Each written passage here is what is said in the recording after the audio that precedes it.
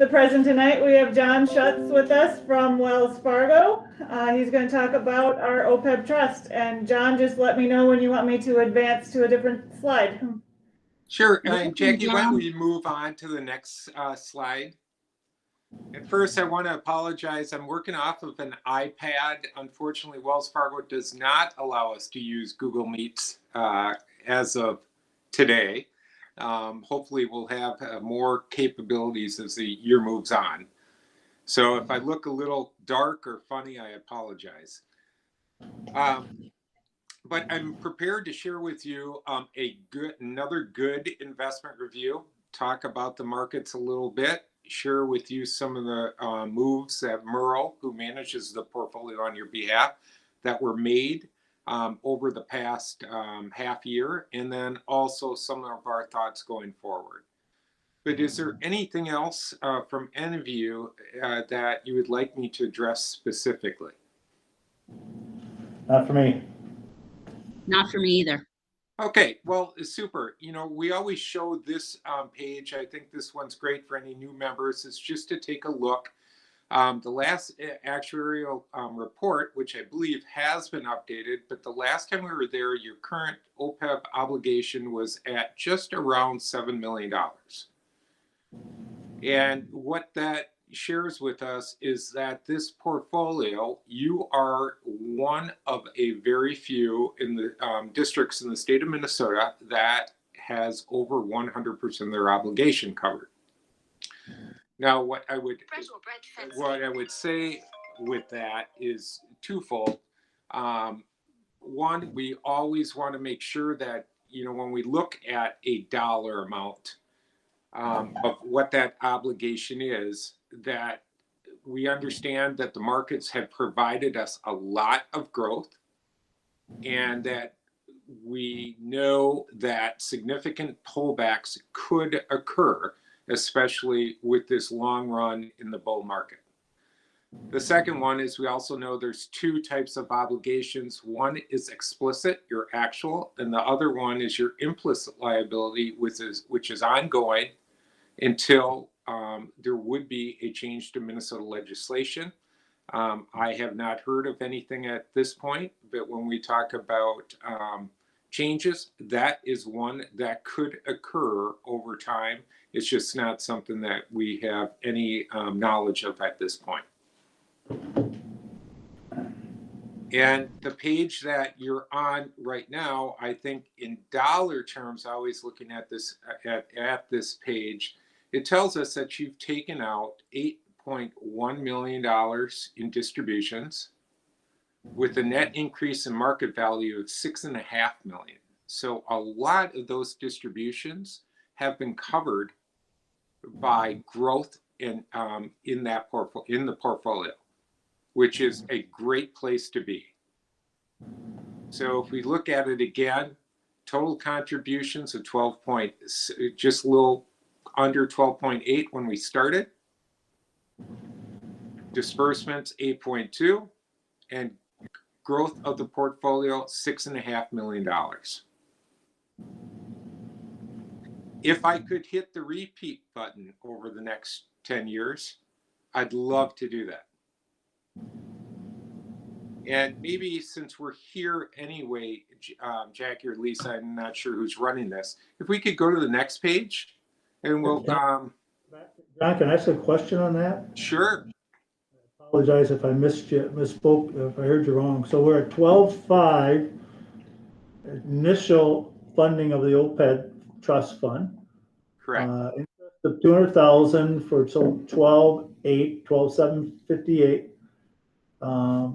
That was what we were at, and adjusted balance, we spent some of it down, $8 million down, 8.1. We're currently at 6.5. Correct. So, well, no, not currently at 6.5. Current market value is at this is as of April 30th, $11 million. So we're down the net 1.5.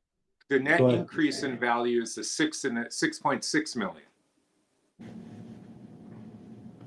So we're lower as of 6 months later.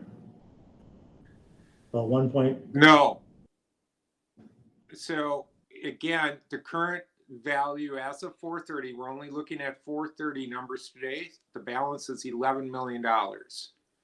What we're saying is that you put 12.7 million in, you spent 8.2 million.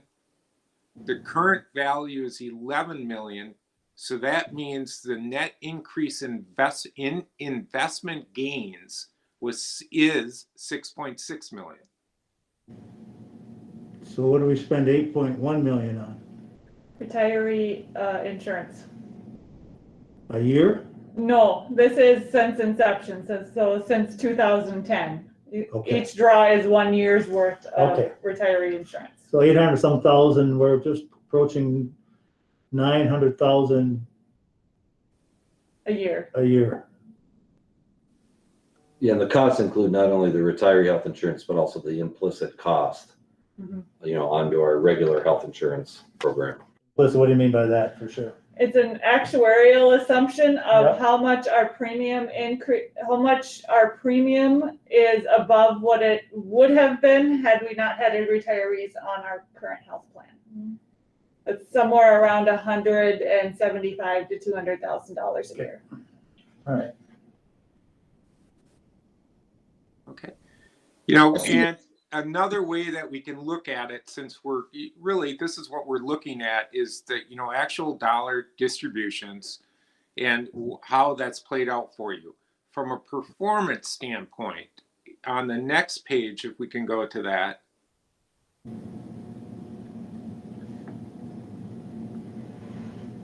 If we look at this, for the last 3 months, and again, these are through April 30th, we had for 3 months, 4.57%, year to date, 3.84%, last 12 months, just under 20% return, last 3 years, 7.8%, last 5 years, 7.44%, and since inception is 5.34%. For all of the clients that we work with, our target was anywhere between 5 and 5.5%.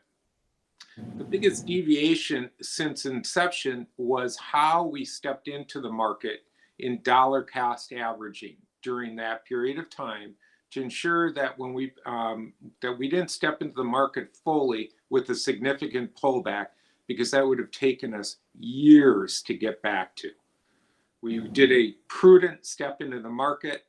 If we look at the returns now, the bulk of your return has come from equities. If you think about the fixed income market, which we can take a look at, and that's the first big line on the portfolio. So if you see under fixed income and you see what our portfolio actually did, currently in the last 3 months, it was a negative 0.18%, with since inception of 2.28%. And most of that result occurred in the first years of the portfolio when interest rates were higher. Looking forward, we know now where interest rates are, where the 10-year treasury is, and it is very difficult to find yield today in fixed income. We think it's still a critical component of your portfolio because what it does for us, it provides us stability, and it also provides us liquidity to make those distributions on an annual basis. If the market was to pull back, let's say at any given time, even going back to 2008-9 or March of last year, this portfolio we know can sustain that. You can still make your distributions, and we have plenty of time to wait for the markets to return. And that's the disciplined process that Merle has built for us. It's to know that we can take advantage of the equity markets and other asset classes, but it also knows that we always have liquidity to ensure that we make those ongoing annual payments. If we go to the next page to give you an example of where we are on equities, and then again, if we look at that first big line, the actual part, this is the big one. If we didn't have a portfolio, our equity portfolio returned just under 50% in the last 12 months. Again, demonstrating where we're getting most of our return. Certainly, since inception, it's provided us 12.5% of our total return. Again, if we look down to real assets, that too has outperformed fixed income, and our alternatives have also outperformed income. Again, supporting that the district, the board, back in 2000, in almost 12 years ago now, made a great decision in going with a diversified portfolio over a total 100% fixed income portfolio. Any questions as it relates directly to performance? Nope. Again, I would love to tell you that we could continue to get what we had in the last 12, 24 months. What I would tell you, and I will share with you later on in the presentation, is that we do expect muted returns for several reasons. The largest reason is the long run that we've now had in the bull market going back to 2009.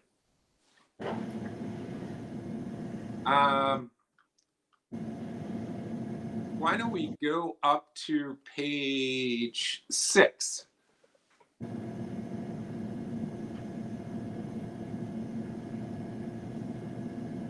And what this page always shows us is what your current allocation is and what your target allocation. And if we look at that right now, we are really in line with our target allocation.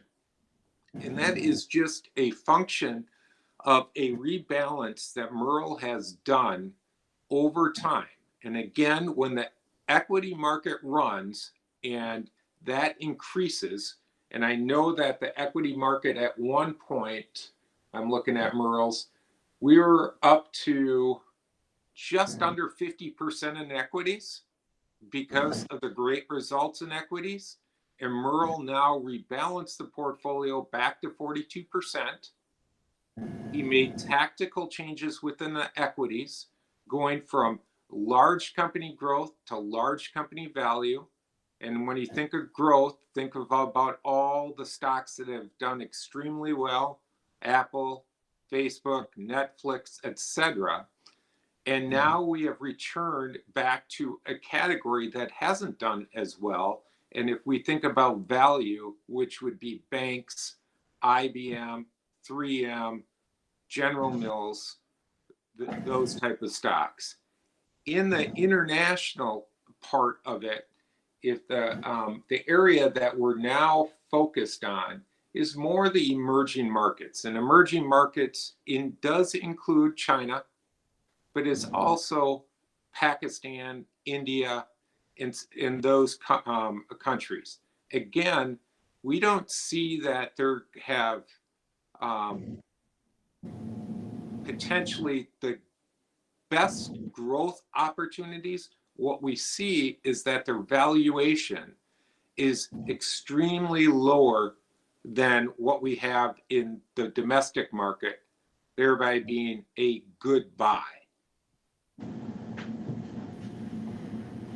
The other comment I want to make is now that the market has done has grown significantly in the past 36, going on 10 years now.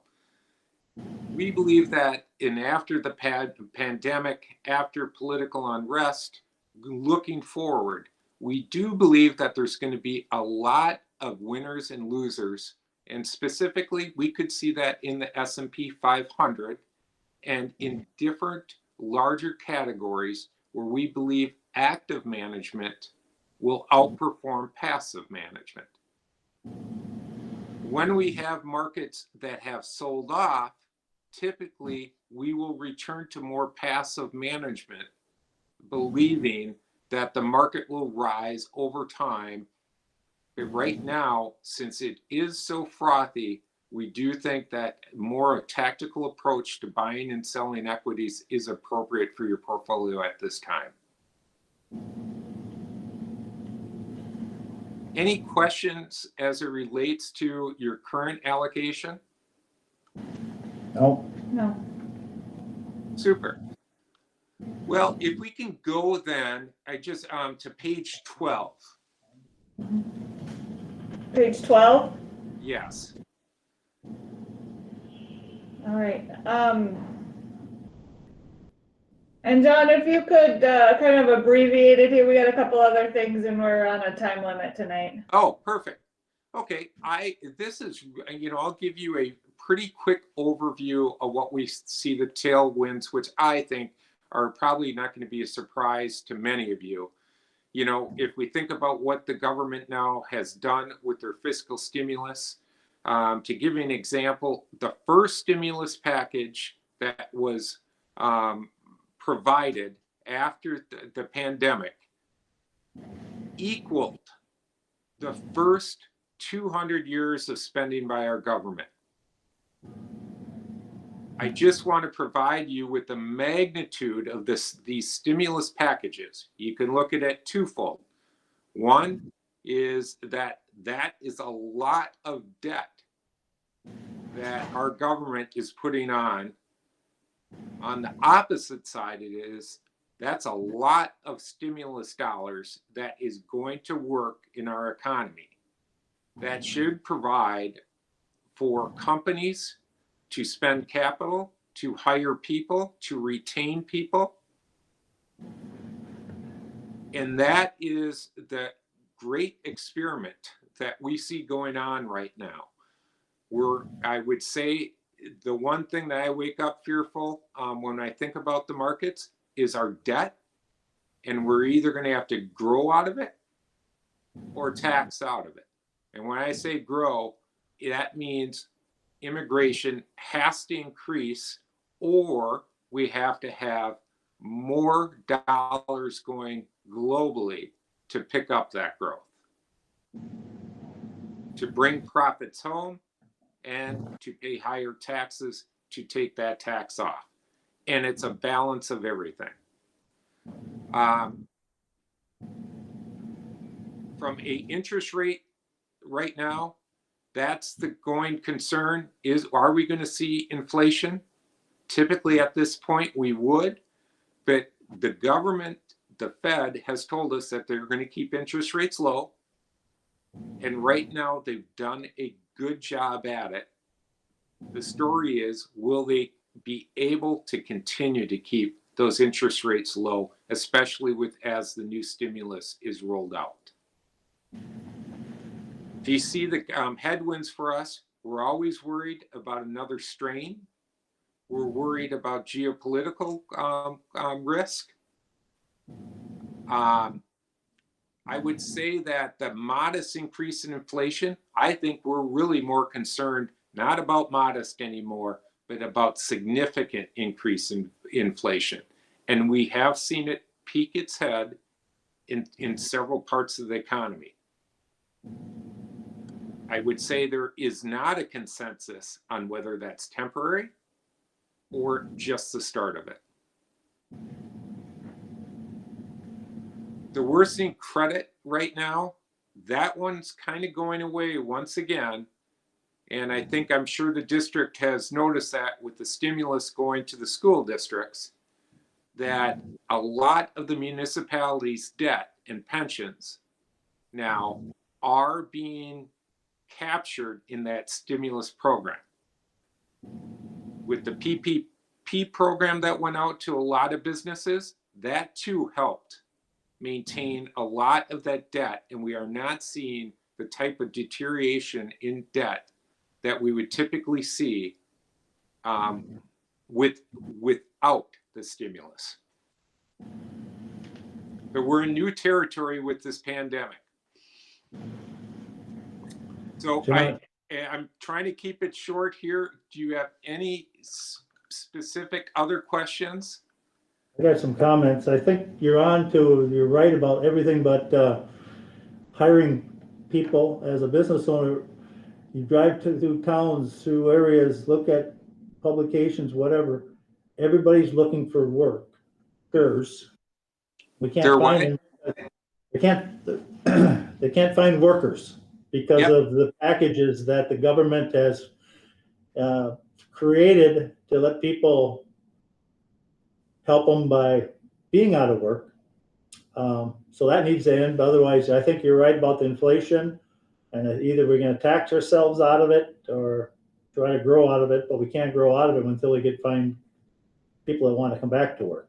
Jim, I couldn't agree with you more, and you are seeing states now pull back on the additional support of payroll. I too believe, I was just down at a restaurant that we went into at a wedding last weekend, and that was the first thing: we cannot hire anybody. And where I think that it may support is in the white collar, that has been supported in more of the higher paying blue collar jobs. Where it's missing is at that $15 level, where people really are looking, do I stay home and get paid that, or do I go to work? And we know that that's where the inflation pressures are going to go in, because it's already pushing employers to raise that above a comfort level. And once you raise it, it's really hard to pull it back. It's impossible to pull back. You get people used to making that money. You can't tell them now we're going to take it away. We want you to work harder.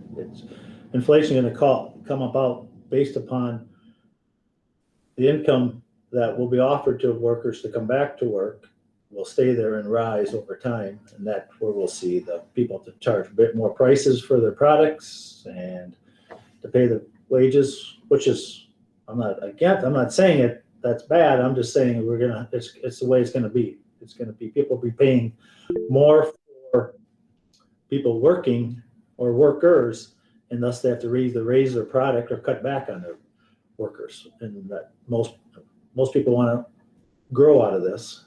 So time will tell. I would agree. Any other questions for me? Holly, go ahead. You had your hands raised. Yeah, this is for Jackie and Carson. I just had more of a local problem. Are we seeing an issue with us being able to hire employees in Red Wing and in the public school here? Yes. We have had positions open repeatedly, more in our hourly wage staff than our salaried staff. But yes, we are seeing issues with hiring. And most of our jobs start above 15, right? I'd say more around 13. Okay. Interesting. Thank you, John. Sure. And as always, we appreciate our relationship with the district. And anytime there is a question that comes up, please feel free to reach out to us.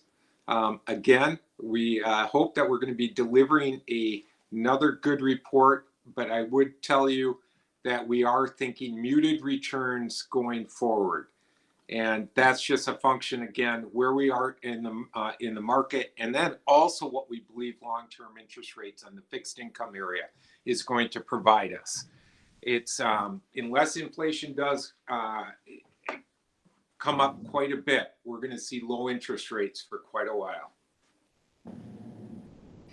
Thanks, John. Sure. Everyone have a good evening. I hope your meeting goes quick. Right. Thank you. Yeah, bye-bye.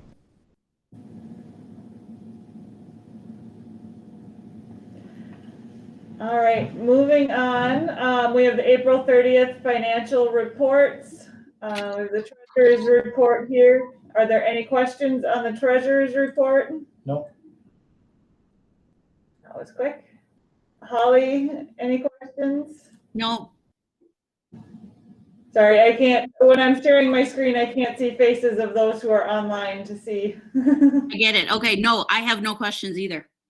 Okay, any questions? I have the budget update here. I'll pull that up full screen here. Our budget revenues for the general fund, we're tracking to meet our budget. Expenditures were a little behind on expenditures, but that isn't a bad thing. So we're looking to exceed our budget on expenditures if we keep spending in the same manner. we're expecting to exceed our expenditures. You said it the other way I around. think I said it the other way around. Yeah. We're expecting to be below our budget. Less expenditures and more revenue. In revenue, about the same. Okay. Yep. Food service and community ed funds are also doing well. Sorry, I'm trying to speed through this because I know the budget is probably the bigger topics for tonight. Are there any questions? Not right now. No. No. All right. The next report is the enrollment report for May. This is the last one for this school year. We are currently 5.8 student counts above our budget, which is good news. We are down slightly from last month, but not a lot. So hopefully we'll come out instead of at our 2545 revised budget number, thinking we're going to be closer to 2550. Is this through this week or This was through last week? what date I put on it. Yeah, I want to May- say the 12th, May 12th. Okay, all right. So we got a few weeks left. Yep.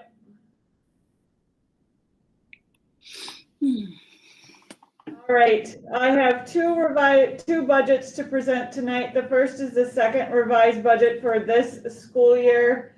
I revised the budget to include the 900,000 of ESSER 2 funds we received in early April. Is that what the increase of our income or Yeah. revenue? That's our revenue increase. The majority of that is going to the general fund, about $838,000. We have $28,000 going to the food service fund to offset their packaging costs, and $71,500 going to community ed to support the Kids Junction childcare program. Sounds good. Are there any other questions on the second revised budget for this school year? This improves our unassigned fund balance, will increase about $89,000. We are going to take about $682,000 out of our restricted, about $4,780 out of the student activity fund, for a grand total out of the general fund of $598,273. And why do we take that out of what do we have the increase there for that? For You said we have 590 some. that we're taking out of the general fund Yeah. is for the majority of it is the Burnside parking lot out of long-term facilities I'll see maintenance. that. Any other questions? The report behind this, for those of you who are new to Finance Committee, just shows the difference between the revised budget and the second revised budget for each fund in revenue first. And then there is a revenue summary. Each page has a narrative on why there was the large changes. Trying to get back. So each fund is there.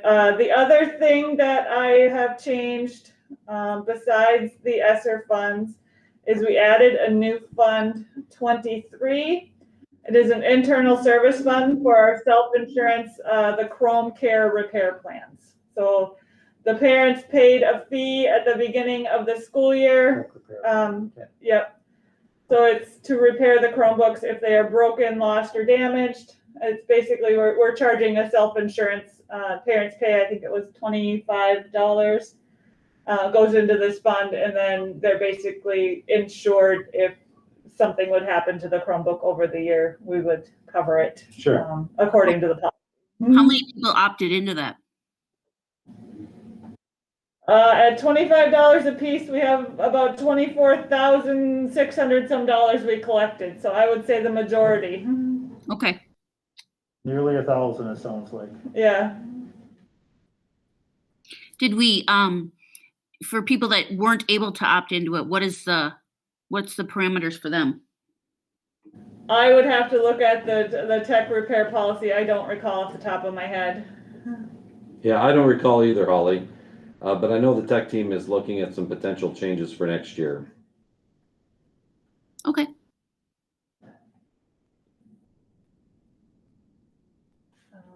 Will you follow up on that, Jackie? Yeah, I'll follow up. Thanks, Jackie. Yep. So here is the total revenues for the second revised budget with all the changes. You can see in the operating funds, the $937,561, that is the amount of our ESSER $2. Chrome Care Plan. Sorry, I'm writing myself a note quick. You're And then good. Holly, I see that Dawn Wettern has her hand raised. Great. Dawn, you want to go ahead? Yeah, I just wanted to let you know that we, Community Ed ran that through our system so people could pay with credit cards. And the majority of people that had damaged Chromebooks, it was covered. And we did also give people with free and reduced lunch, we were able to waive that. So there were some supports put in place for our low income families. And I don't think much damage was done that wasn't able to be covered, but the tech team would know more of the particulars on that. That's exactly the question I had. What was what was set up for people that couldn't? So thank you. So the fees were waived. Correct.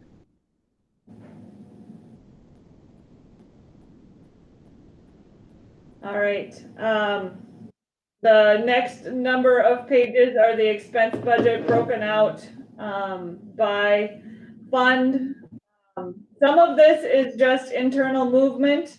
Some of this are things that we either did not budget for that have come up due to COVID, especially in the operations and maintenance area. And others are just us shifting between funds or between areas for net zero transfers. So that's the the budget there. Some of it is most of it's due to the ESSER 2 aid.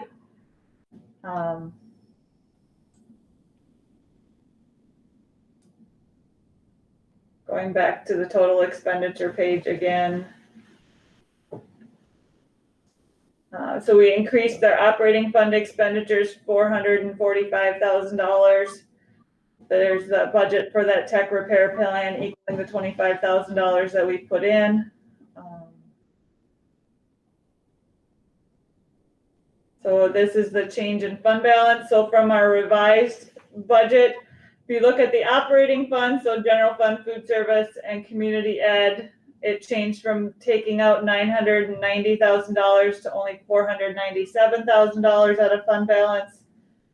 General fund only went from just over $1 million out of fund balance to just under $600,000 out of fund balance.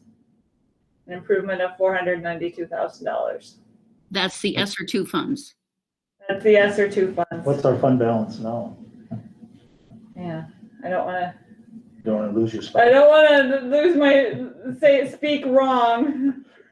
Our current unassigned fund balance is $3.975 million, and the restricted is 1.5. This will bring the unassigned fund balance to just over 4 million, and the restricted down to 862,000. And what do we remember? What we started the year at? 1.5 and 3.9. So that was the ending fund balance for last school year.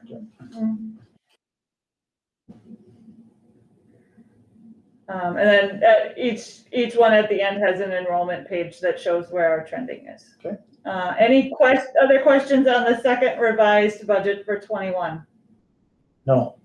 No. Our we ready to bring it to the June 7th board meeting? Yes.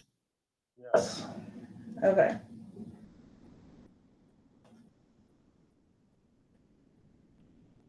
And I think it would be really good if we could do like a little summary to highlight the positives. So like bullet point, this is, this is a positive, this is a positive, this is a positive, because it might get lost in the details, but the details we have to have, but the summary will really help people understand it and the community. Okay, I will, in the background information on the board packet, I'll try to capture 5 or 6 things. Okay, Yeah, that would be awesome. everything bad too. Yeah, just the high level summary. Yep. Enrollment is one that we should probably, if we're over our projection, but it was at our second projection I did not change enrollment for the second revised budget, from the first. from the first revised budget. We were just up 5 Yes. point something. Projected number of 225-45, Yep. or 25-50 right now. Yep. So that's only 5 kids between now and the end of the year that just say, see, how do you feel? It's not a big number. It's not a big number. It's not the cushion I like to have, but it's at least in the right direction at this point in the Considering what's gone on, yes, absolutely. We're getting near the end of the year, so. TikTok, man. All right, I have the preliminary revised budget, a draft of that ready for you to review. It's the same format as the second revised budget. Blow this up here, where there is a screen that has the summary of all funds. And now the July 1, 2021 numbers that are starting here are what was projected in the second revised budget. This is after the 2.2 reductions? Yes. So why don't we start with that? So I'm gonna go back. Yeah, that'd be a better idea. Yeah. Let's start with this one. So this was the plan the board approved back in February, March-ish. So I took this to the finance committee in February. This was the $2.2 million reduction plan. So it had the current year, it had the 1,090,000 we were going to take out of, that was the spending variance. It had a projected spending variance for FY22 of 1.3 million, and then 3.7, 5.4, and on and on. We did reduce the 2.2 million. We were able to find some additional savings so that when we look at this preliminary budget, instead of taking $1.3 million out of fund balance, we are around 729,000 or 727,000 with 736,000 coming out of the unassigned fund balance. They'll still put us at what, about 2 million more we have to cut for next year? Yes. I'm working with Forecast 5 right now to get some new budget projections done with the new revised budget and the proposed budget for next school year. And they need a little massaging yet, but the ones I was working on today looks like we'll still be short about 2.8 million for the fiscal 23 school year. So we'll still have conversations to be had as we look at fiscal 23. The other unknown right now is the legislature adjourned last week without a budget bill. So we don't know if there are any increases coming to schools and what form they are coming in. There is a budget package that has money for schools, but we don't know of that how much is formula increase and how much is dollars for special programs. We'll know more about that when the special session is called sometime in mid-June. So this budget still assumes a 0% state aid increase to be conservative. I did run what would a 1% look like. It would add about $186,000 in revenue for us. So if it's a 2% increase, it'd be $372,000. For every 1%, it's about $186,000. So that would help get this more towards zero. The other news is ESSER 3 allocations dropped late last week. So we're going to have about $2 million in ESSER 3 dollars to discuss how we want to spend them as well. Red Wing is projected to get about $2 million. Yes.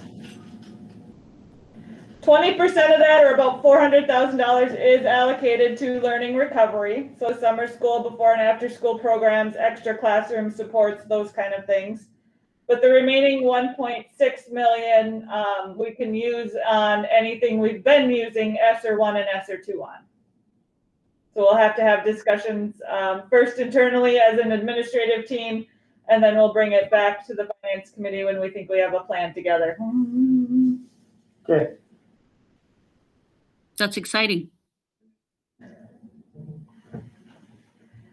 Doesn't sound exciting to cut 2 million yet or so out of the budget. No, I was trying to overlook that just a little tiny bit, just to get a little excited, Jim. Just Okay. kind of positive. But I agree with you. It's kind of a wash. Well, Yeah. Yes and no. Unfortunately, the spending restrictions are a little different. I know. So food service fund looks to about break even, but remember, this is a break even after purchasing about $200,000 in equipment. right. So that's a good number there. Community ed looks to continue to spend down some fund balance. They did, I worked with them on their budget, and they're budgeted very conservatively again on their revenue, as they're just not seeing class participation come back yet. We're hoping that improves as we get into fall and more people are comfortable coming to classes. The remainder of the funds are pretty much break even, except for our OPEB trust, which, as John just said, is doing very well in the market, and I did project a gain there.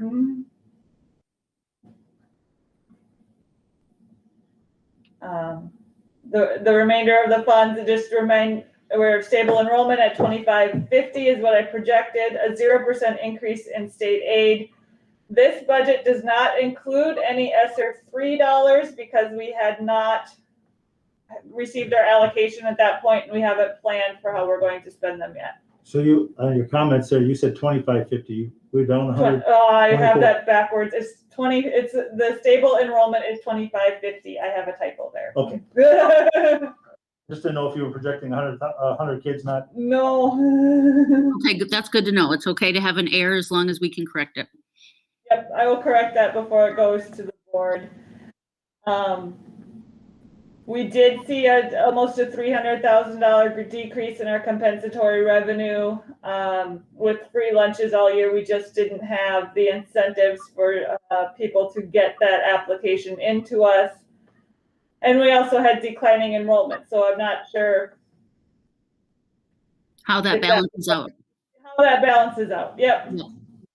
The other part, we lost about $321,000 worth of declining enrollment aid that we had going from fiscal year 20 to fiscal year 21 because we had this sharp decrease. With stable enrollment going into next school year, there's no declining enrollment aid. You only get declining enrollment aid when you have declining enrollment. It's like a hold harmless where they take what you had in one year for ADMs and what you have in the current year, and they try to balance you somewhere in the middle, so you can gradually get down to where your ADMs are. When do you think the legislature is going to come out with a budget? Supposedly they have a plan that both sides have agreed on. They just need to be called into special session. What the date I have heard they're looking at is June 14th. It's the date I heard too. State Association. Yep, and which will be too late for us to approve the revised budget because we need to approve a budget by June 30th. So if they came back on the 14th, our last board meeting is the 21st. They would have to have a decision on the 15th to even put it in the agenda packet for the 21st. I think it's gonna be a one-day session that I'm hearing from our state association for our business, which is good and bad. The bad part is they have to go to extra session to do it. They didn't get their job done during the regular inning. They have to go to extra innings, and you hope you'll get it figured out in the 10th inning, but sometimes it goes extra innings besides that. But Do you think what I'm hearing is it should be done by do the you 14th. think that's something we should have a conversation about with our board in terms of having a special meeting? Well, maybe we'll know on the 15th when we have our agenda meeting. We'll have our agenda meeting too. Okay. We know that the special session ended. I mean, because that'll be news. Everybody will know that. If not, then yeah, I think, the thing we could do instead of a workshop would be a special board meeting to approve a budget on the 28th instead of, but let's. Yeah, I mean, we can play it by ear, but just so as long as we have it kind of in the back of our mind or in the back of the paper to be thinking towards that, it would be nice to wrap it up. Be nice to know what the numbers are before we approve the budget. Yep. If we possibly can. But it's But I like your idea of bringing it to the agenda committee meeting and then hopefully we'll have some answers. If not, we'll know more on the 21st then too. We can always call it then. That's everybody together. Yeah, we also have a need to discuss negotiations. We talked about negotiation parameters last fall, but I think we need to bring everyone in, especially with the updated budget and declining enrollment and all those kinds of things. And I hesitate waiting until the second meeting in July to have that closed session, because then all of a sudden we're negotiating in August and September instead of earlier. Well, we'll do it on the 21st. Is that what you're looking at? That's what I'm thinking, if we have enough information for Jackie to run the budget. Oh. Mm-hmm. Yeah. We'll find out. Pins and needles, waiting on pins and needles. Get cushions. All right, we have about 10 minutes left. So operating revenues are down about $1.6 million. Most of that is COVID money. The remainder of that is the compensatory revenue and the declining enrollment aid I mentioned earlier on. The remaining funds, we have that new tech repair plan budget there.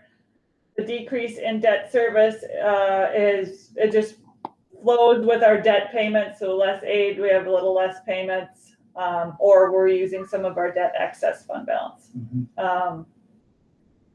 So there's a total revenue decrease of about 1.7 million.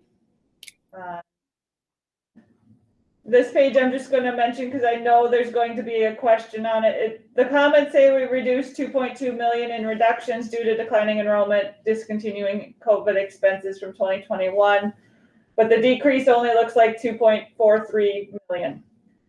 So in our projections, we took this 38,707,000 and we projected it forward at assumed increases in certain areas. So we know what our bus contract is going to increase. We know what most of our with our negotiated salary contracts are going to increase. And then we cut 2.2 million off of that, off of the projected number. So we knew our health insurance was going up 11% for the groups where we pay a percentage. We knew our bus contract is going up 2.75% because that's our agreement with the bus company for next year. Are there questions on that? Well, I get that, but I don't remember having that kind of, I don't remember that part of our, when we were going to cutting the 2.2 or 3 million that we had contracts with the bus service and 11% on healthcare. So, I mean, to me, I'll be blunt here. The board passed 2.2 million, and that's what we should be cutting somewhere else. And if we can't cut it, we need 50,000 more to cut somewhere. How much? Show it in revenue. How much, Jim? $156,539 to be approximate. So weren't we thinking though that with the 2.2, we were going to be able to use the ESSER 3 funds in some capacity? Or am I completely off base? I don't think that came into the We conversation. didn't know what that number No. was. But we knew we were going to get some money. Yes, we just didn't know what the number was. Right, but I think I remember us saying something like, but we know we're going to be getting more money, so we were going to go with the 2.2 because I know some members wanted a higher cut. And I think that was where the majority of the board was like, well, we will be getting some money. It's unfortunate the cut's unless something turns on an enrollment and the aid from the state, it's gonna be a bigger cut next year than what we did this year. Well, hopefully the online presentation tonight will draw some people in. I'm not trying to throw. No, I know you're not. I know you're not, Jim. You're just being realistic. There's nothing wrong with you being realistic at all. So with the $2.2 million cuts, the expenditure line the board approved was $36,251,321 for total expenditures. And I haven't done this yet, so it might put a lot of egg on my face. To see what the total expenditure line there is.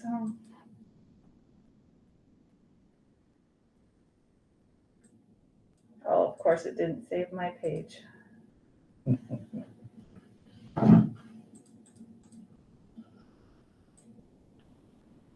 We can look at it this way too. I think Holly brought up a good point about having a special meeting if Yeah. necessary. And I'm not prepared to present a budget without anticipating numbers from the state by the middle of June. So I hope we don't want to look at presenting that on June 7th. I mean, I was gonna ask opinions. Yeah, We can either wait think and the see if we can do it on the 21st or or 28th. 28th. Yeah, I think we need the time to get everything worked out, and I think that's fine. However, I'm not going to make the decision on my own. We're a team. We're a committee. There's no I in team or Holly. Not at all. Or There is James. one in Jim. There's an I in Jim. Or is that a Y? Jackie too. There is an I in that, yes. June 21st isn't gonna work out because I don't know if we'll have reliable state. No, runs. we won't have interpretation even if they're done on the 14th. It would have to be the 28th Okay. if we withheld it. Just so we can get a good interpretation. We'll talk about that. On the 4th. Or the first. Well, we have agenda meeting the 1st and the 15th. So you Probably can talk about how it won't be ready to get us ready for what we need to discuss in a time frame. Like we're going to be aware it's not going to be ready, so we might have to switch some things around. Yeah, you could present that at the board meeting on the 7th, as a finance person, just say, we're waiting from the state to present, we may be looking at having a need for a special meeting Okay. on the new budget. And then we'll have to talk about that on the 1st of June, so. Okay, perfect. That's a good plan. And that is our workshop, so we have it set aside, right? Right. June 28th. So maybe we just say we're gonna do that budget on the 28th, but then we have to follow through with it. We do. Mhm. And then we'll just do shorten up, we need to a workshop item. Right, But yeah, we have to pass it that. right, before the July 1st. 30th, on Wednesday, the 30th. Yeah, we'll be cutting it really close. We will be- Do we want a special well, we'll have finance committee on the 28th if that's our plan. Do we want to leave it kind of up, if we approve it, the budget, if the agenda committee decides to go forward and approve the budget on the 21st or the 7th, do we need a special finance committee meeting before either of those meetings? I think we won't know until you know what's gonna come. Okay. Like I don't know what's gonna be coming and I don't know how to explain it. So if you and Karsten, kind of get some information, you're like, yeah, we should probably bring this to the committee, then definitely reach out. Okay. And we can then we can play it by ear whether or not we have a finance committee on the 28th, or if we have a different date for the finance committee meeting, or Yep. how that looks. But I think everything will kind of come once June 7th comes, we have that meeting. And then we wait for the 14th for the state to get it together. Sounds good.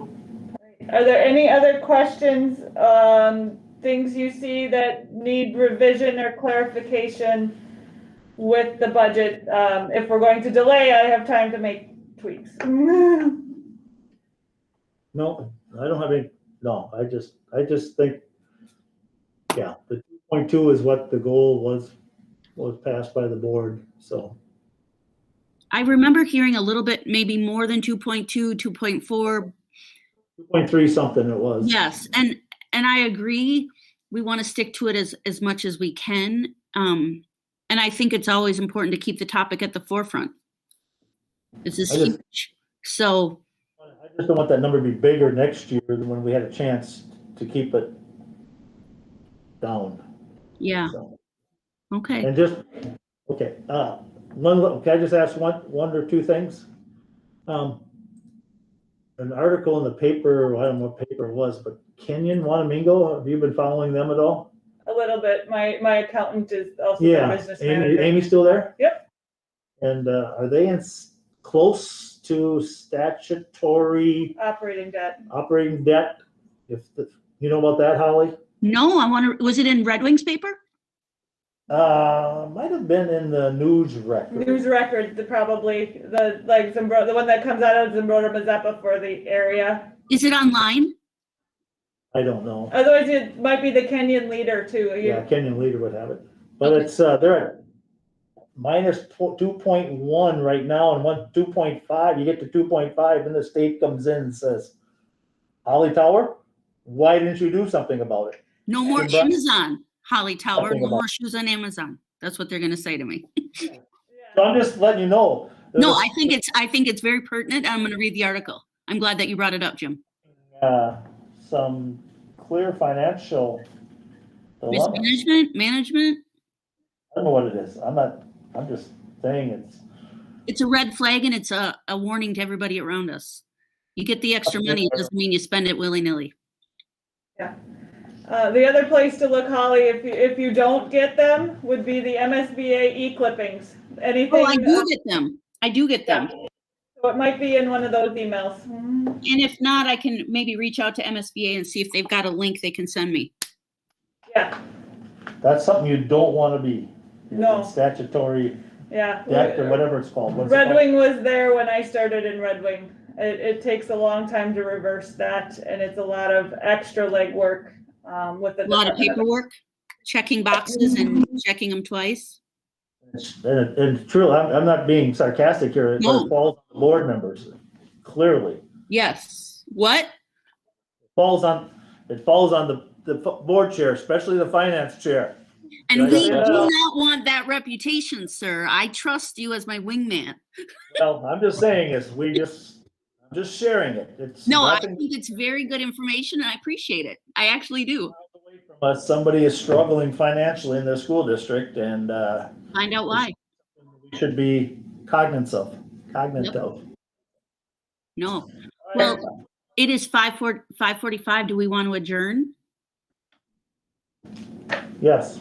Okay, thank you for the information. I'll look it up. Jackie and Karsten, we look forward to hearing about possible good news from the budget stuff, but whatever. We'll know more next week. Not next week, June 7th. See you in about 15 minutes. Sounds good. Bye. Bye. Good job, Jackie. Thank you. All right. Who's down there? I get to head to the band concert. All right.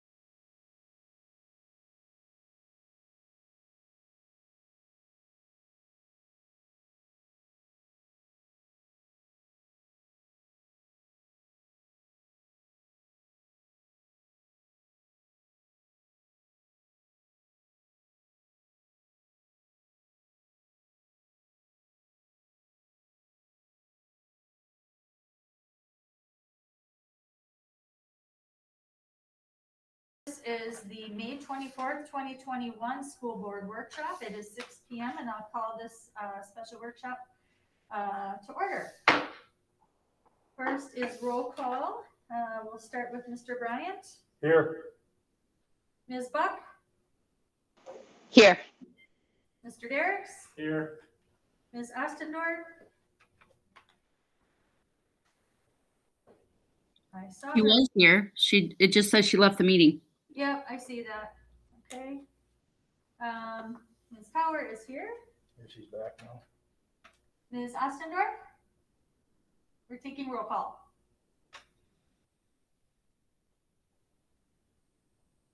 We'll come back. Ms. Tipt. Here. Chair is here. Ms. Ostendorf. Yes, I am here. Sorry. No worries. We thought we saw you on there. Thank you. So all 7 board members are present. We'll go ahead and stand and share the Pledge of Allegiance, please. I pledge allegiance to the flag of the United States of America and to the republic for which it stands, one nation, under God, indivisible, with liberty and justice for all.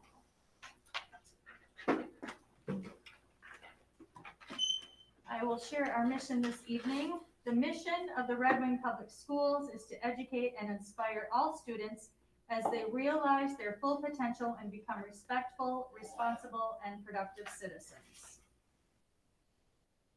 All right, our meeting agenda is set, and because it's a workshop, there is no changes that can be made. And so we will go ahead and dig right in with online learning. And we do have a number of people who are here this evening to join us and share. I will turn it over to Sherry Johnson, who is the Executive Director of Goodhue County Education District. Welcome, Sherry. Thank you, Pam. And good evening to the school board. We are here to share with you Five Rivers Online. We are actually going to start with a video. So I'm going to have Lisa pull that up. And this is one of the marketing videos that we have created. We're very excited.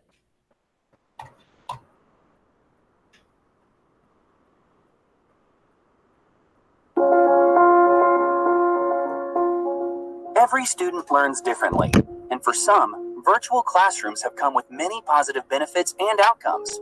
If you agree and you found yourself wanting a fully virtual K-12 option for the 2021-2022 school year, then we're excited to welcome you to Five Rivers Online, Goodhue County Education District's new virtual learning provider.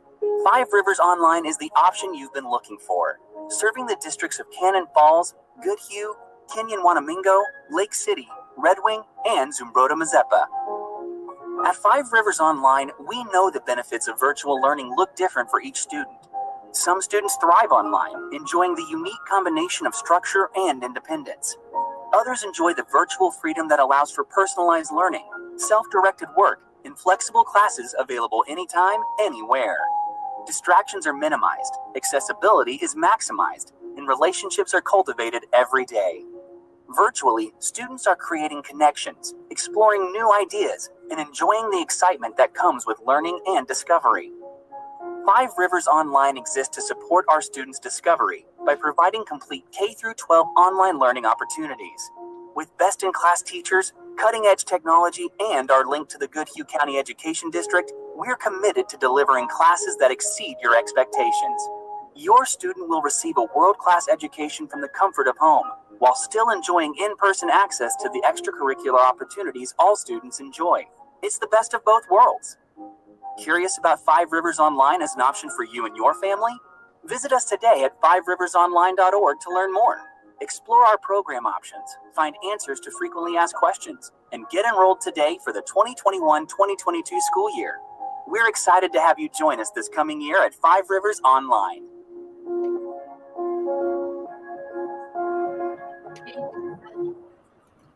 So I'm going to have Lisa, we have a website, it's under development, but is live, and we are taking questions already. I'm going to have her pull that up and share that screen. While she's doing that, I have 2 people joining me tonight. Jolynn Raymond is on the call. She is Assistant Director over at the Yukon Education District, and she helps us with, she does a lot of different things, curriculum, World's Best Workforce, QCon. And then we have Brian Cashman on the call. Brian is the coordinator of alternative programs. So Brian does work with our online course offerings. We've actually been offering online courses for about 7 years in a supplemental version. And we also work with a lot of alternative learning programs, and so they have both been integral in creating Five Rivers Online, and with us tonight and can answer questions as well. So Lisa, would you please pull up the fiveriversonline.org website? fiveriversonline.org.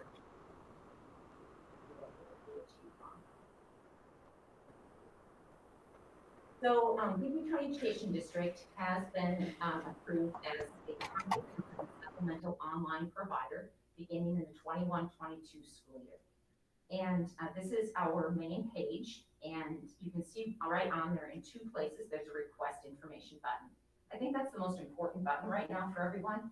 If anyone has a question, anyone in the county has a question about this, they can send us that question, and we have people monitoring that email, and you'll be able to get responses back right away.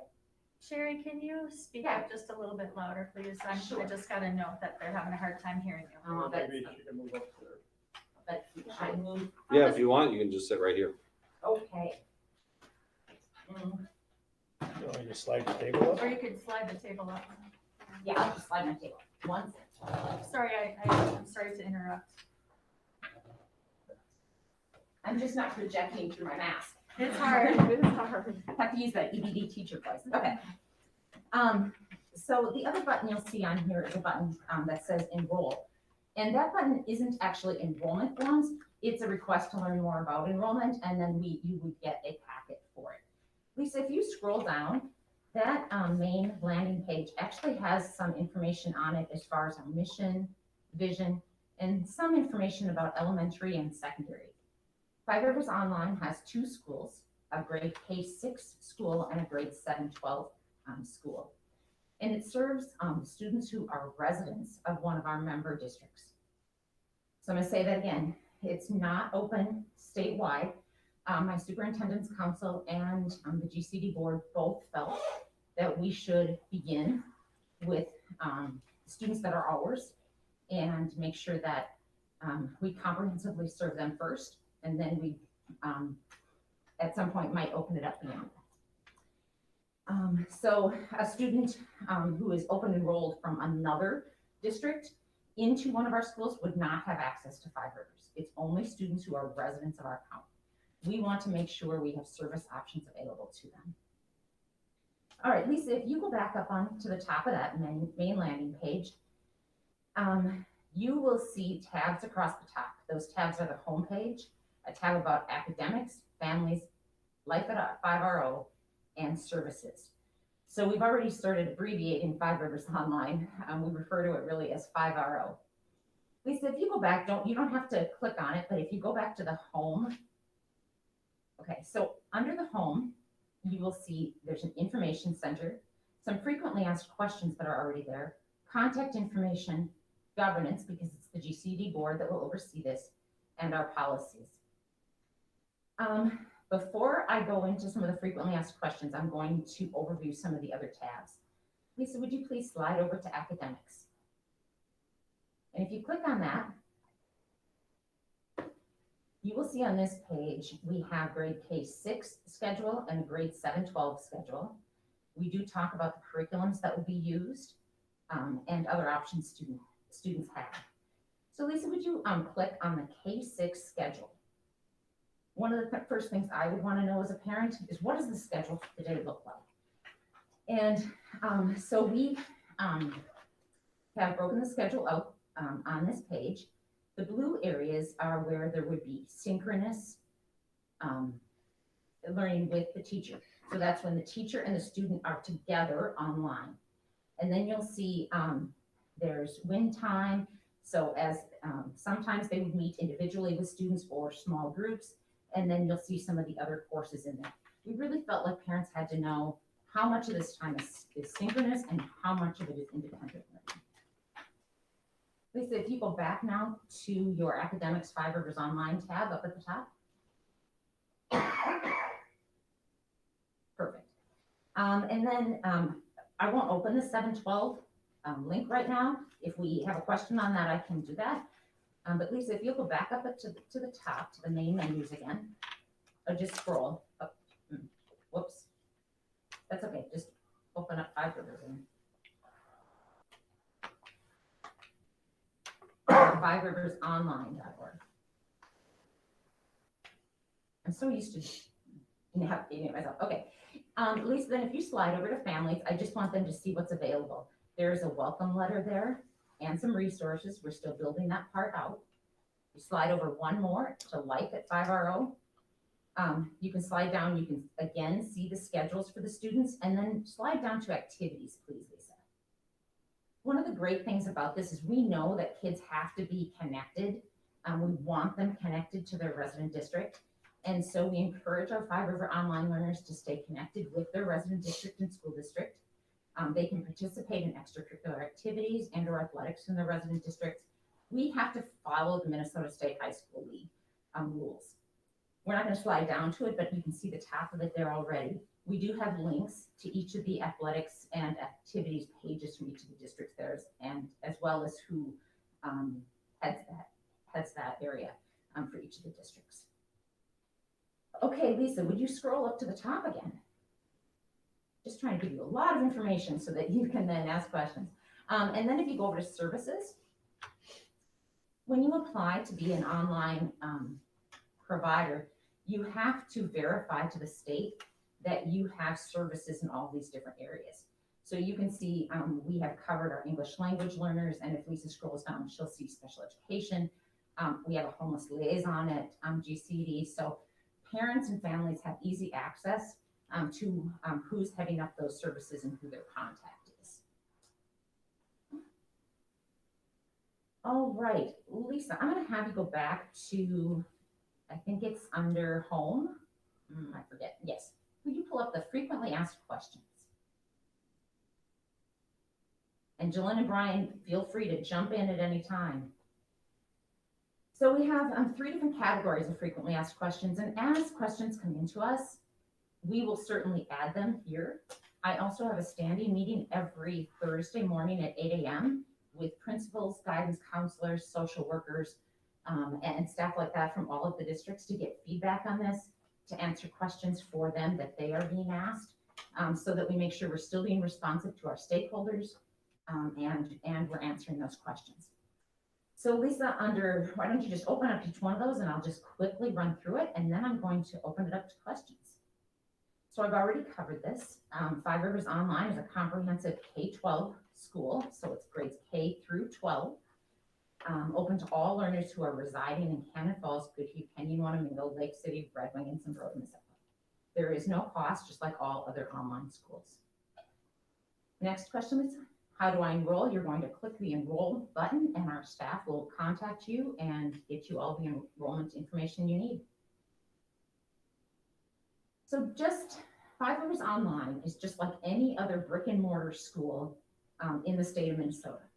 So a student could show up tomorrow at Red Wing High School and want to enroll, and they can enroll. There is no, you don't close enrollment. So that's a question I've been getting a lot. So you can enroll at any time. And then number 4, no, there are no fees, just like there are no fees to attend Red Wing Public Schools. Okay, under courses and technology, oops. So if you highlight courses and technology right under the word frequently, Lisa, there you go. So I won't answer all of these right now, but I'm just going to show you the ones that are there. Are classes live or flexible? What's the learning management system? That's your student information system. We use Infinite Campus. Yes, we provide devices, and we talk about which devices, how students will be supported there. Yes, there are AP courses. Many of our teachers are going to come from our own resident districts, so they will be very experienced. And so all of those questions you might have on curriculum and technology right under that tab. And as I said, if more questions come in, we will certainly answer those. Lisa, will you slide up to the last category of questions, which is online learning? How is Five Rivers different from other online schools? Go ahead and click on that, please, Lisa. So this is a collaborative partnership with 6 districts. And our 6 districts have a really high graduation rate. Our goal is to maintain that high graduation rate. Our districts know our learners. We're going to be continuing to connect with districts and high school counselors on these students to make sure that they're getting their credits, moving forward in their learning. Try to see if there's anything else I should. I don't think so. Number 2 is what I talked about with athletics. And we do this already. We have students that attend, for instance, our setting 4. They do take part in prom. They do play on the football team or the soccer team in Cannon. So that's something we've always done. That's not new to us. We can continue that. And then there's a final question there that you can explore. How are we unique? Okay, I think I've given you kind of a broad overview. I know I also sent out a couple of pages of information to the board, one about K-6 and one about the 7-12 program. And I guess now, I think I'll just open it up. I do invite you to look at that website at your leisure and please provide feedback to us on this. Before I open up, I want to say one other thing. We started this process back in September. I have had the exact dates, but I forgot to bring them with me. And it took a while. You have to prove out that all of your courses are aligned to Minnesota state standards. You have to do a crosswalk to those standards and have multiple meetings with the Department of Ed. We finally issued our final draft and got approval of that, I think in late March. So we're very, very excited about this endeavor. When we first started this, the superintendents asked me to just do grades 4-12. We did amend that in the end to add in K-12. And I think that was a good move for all of our students.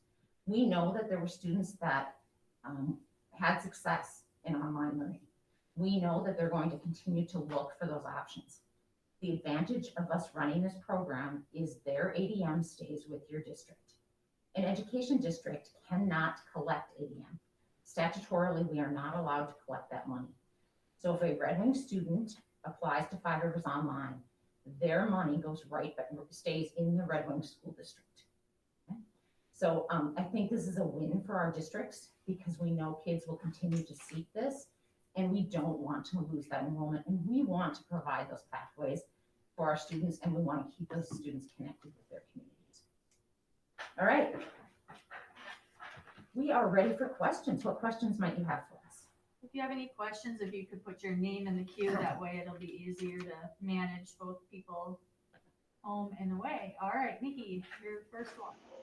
Hi, I've been waiting for this because I really want all my kids, but I'm getting a little resistance from my girls, especially my AP girl. She goes, Mom, do you know how hard school is to do online when you're in AP classes? I'm like, no, I don't actually. It was quite the opposite. I struggled. So I don't know. So if I had Nakomi enrolled and she did the AP courses, if she did struggle, would there be an opportunity that these kids could go in to get help if they needed it?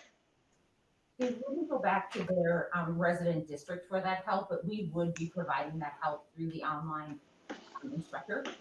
Okay. Oh, and then Go ahead. I don't know if I'm like asking questions as a parent, and I think I should be asking questions as school board member. So maybe I'll reserve my questions for those ones online. How about specials for the children? Like, yes, we will be having at the elementary level music, art, just like they do in their brick and mortar school. That's correct. Jim. Thank you, Madam Chair. Good evening, Sherry. How are you? Good, thank you. Well, I think we all learned during this unusual 15 months that we've just experienced, or 14 months, whatever it is, the need for online technology and all that. So this is pretty nice. I'll say that. I like the idea that it stays in the county, tied to the school districts in the county. My questions kind of are, is there a student count or size that you have set the bar at? Or is that you're wait and seeing?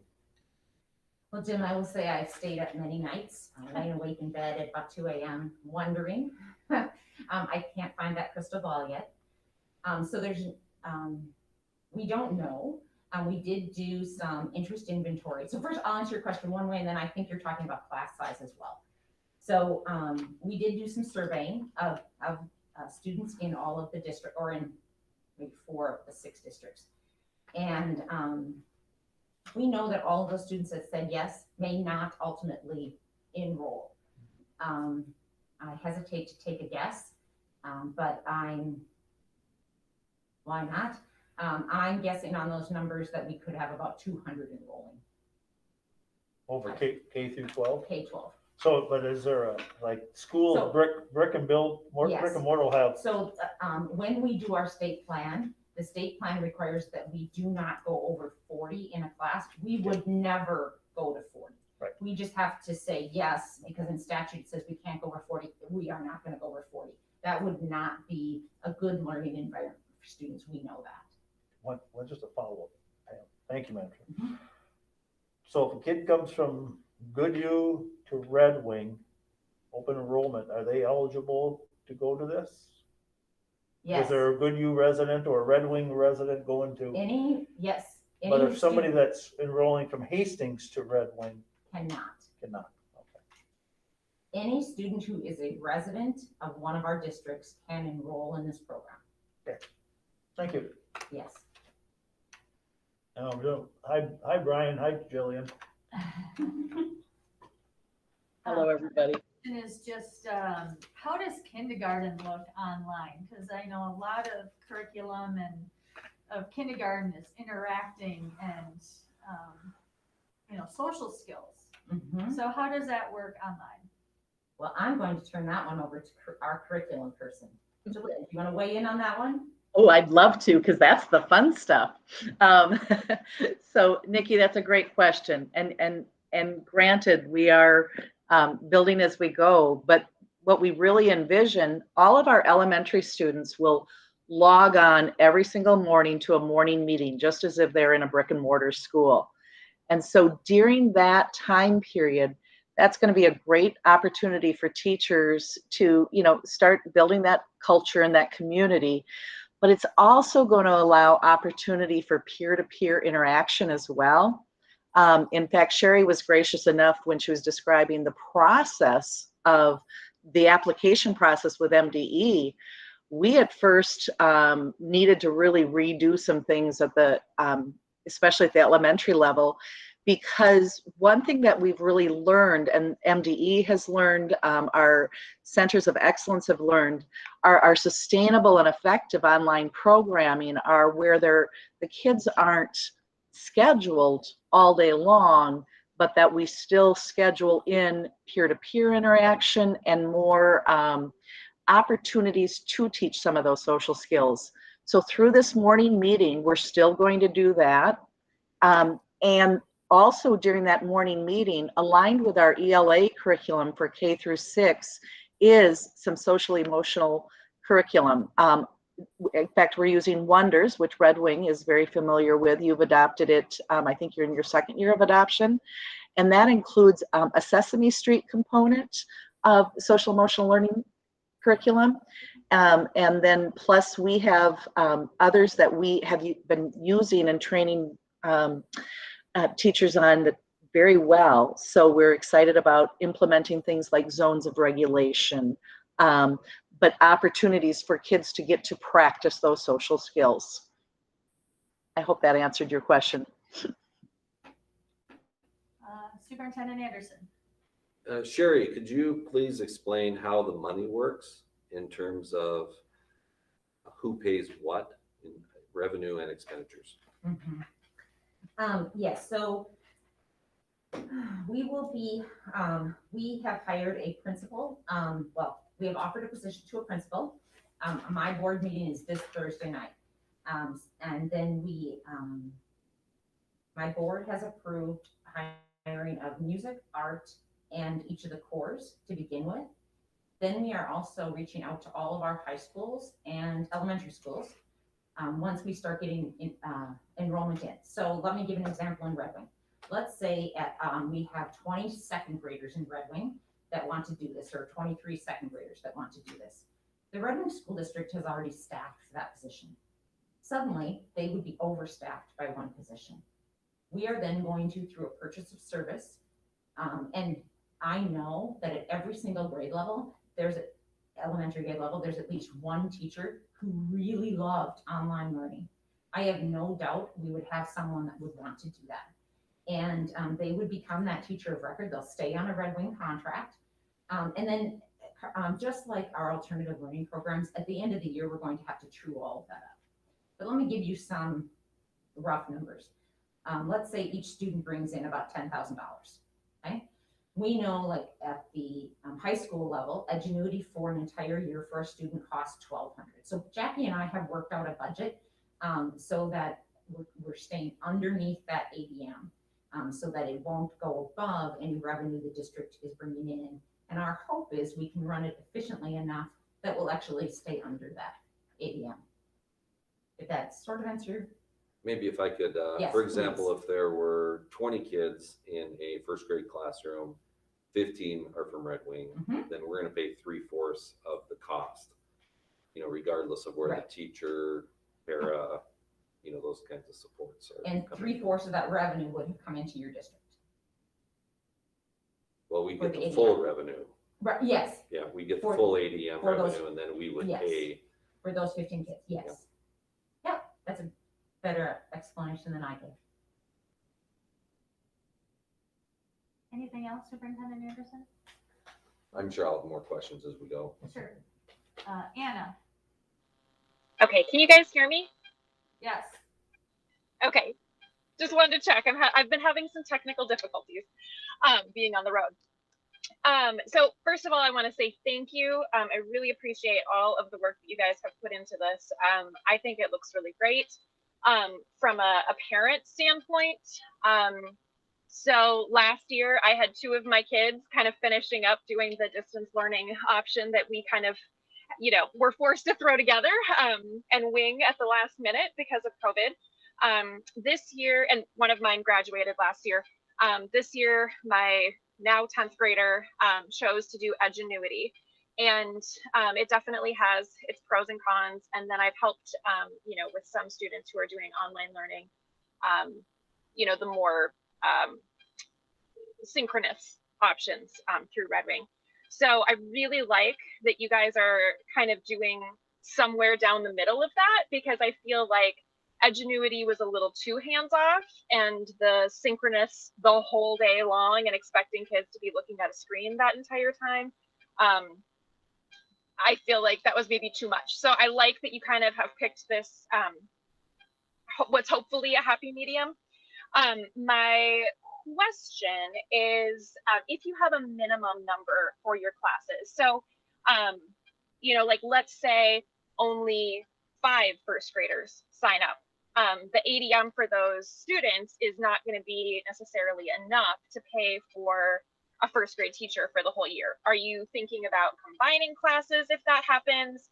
I mean, it may not be an issue, but I'm just wondering kind of what the contingency plan is if you don't have enough, or when we're looking at high school classes, if there's just 1 or 2 kids who want a particular class offering, how that's going to work, what that looks like. Thank you for that question, Anna. And yes, that's part of the 2 a.m. wonderings I have. The short answer is yes, it will be offered. One of the advantages we have at GCD is I have a number of teachers there that we could take a 0.2 of or a 0.1 of to make that work. We will make that work. But you're right. So we kind of have contingency plan on top of contingency plan on top of contingency plan for that. We will know a lot more of that as we move into enrollment now.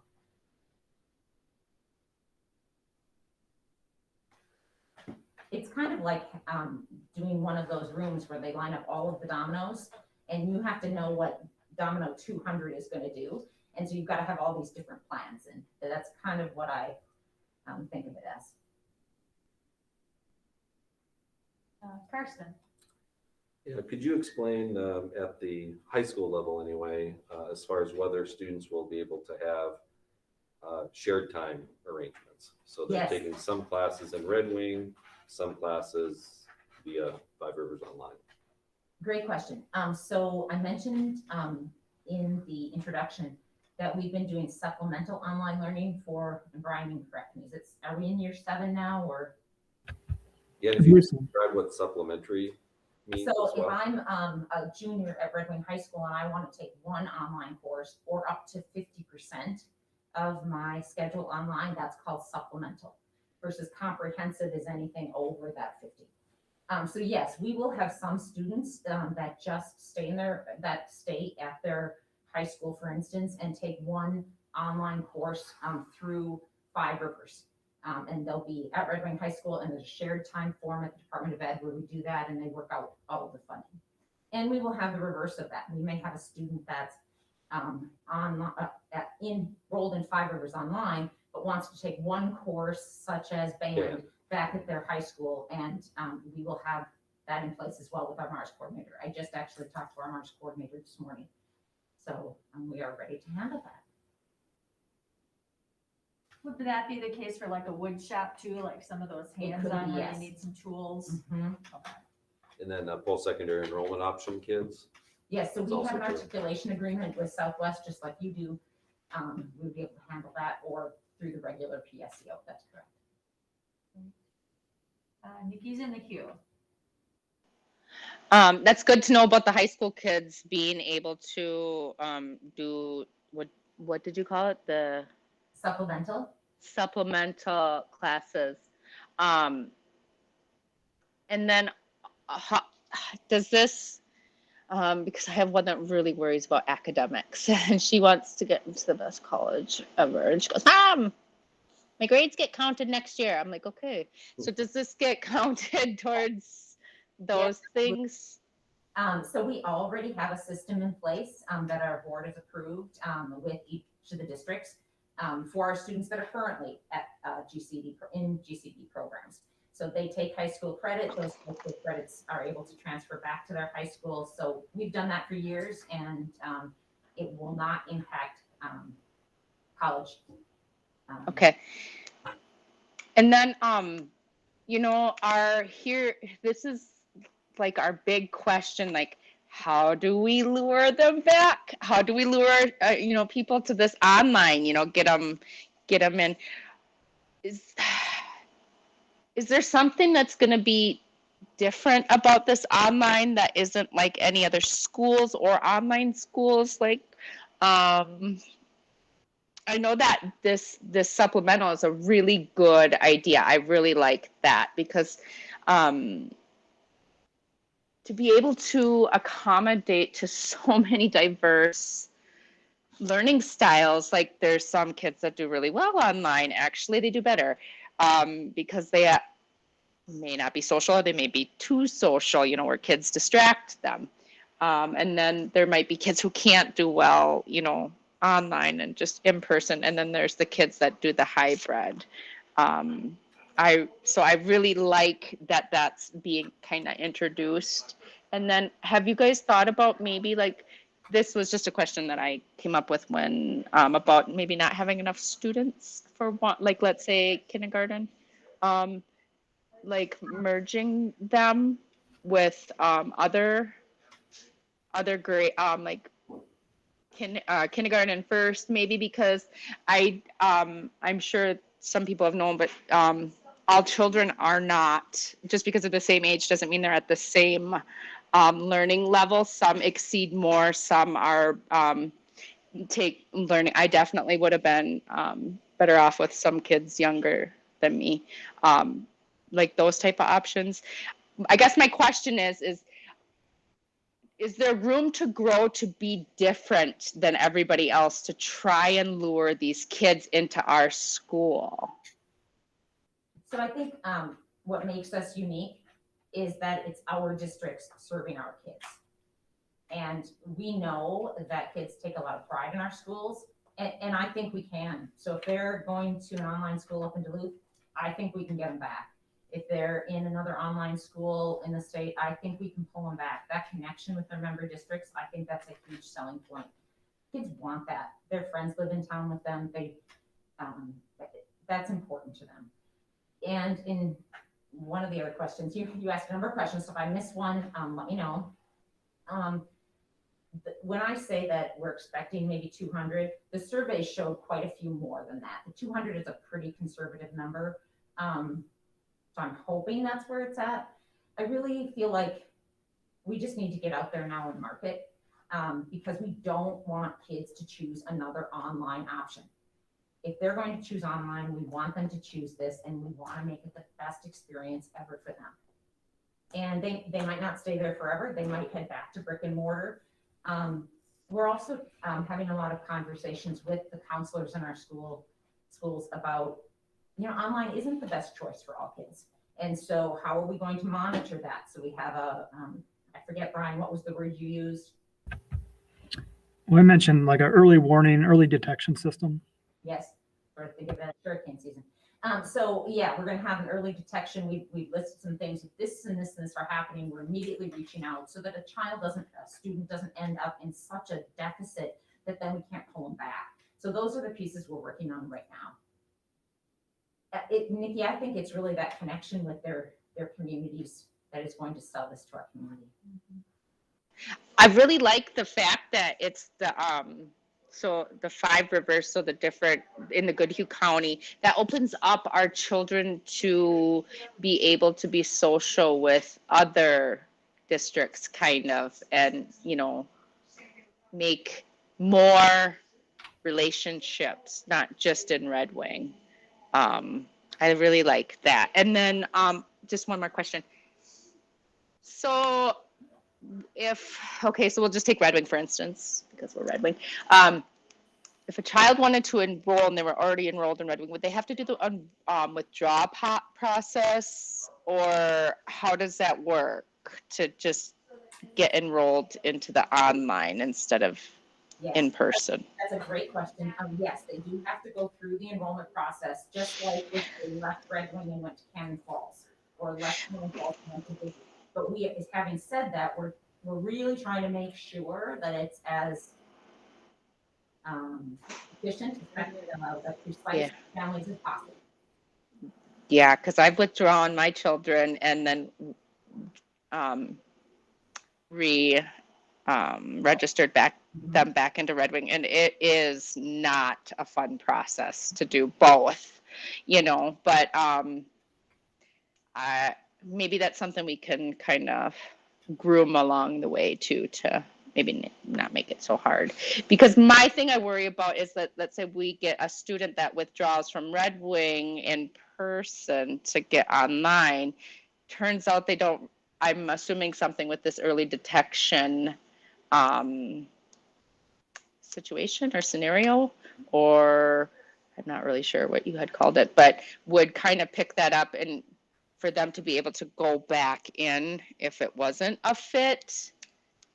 You know what I'm saying? Exactly what that early warning system that we're looking at and developing with the counselors across the county will do, so that it's not that they're going to then withdraw from 5 Rivers and it takes them 2 weeks to get back into classes. We need it to move and be much more fluid than that. Having said that, we need to give districts enough time to enroll them in courses and make sure that there's, they have a schedule, and but we are going to do everything we can to make sure that flows smoothly. All right, we've got about 5 minutes left. I'll let Holly's in the queue. Topic, yep. So if you have any questions, make sure you get in the queue so that I don't miss you. So Holly.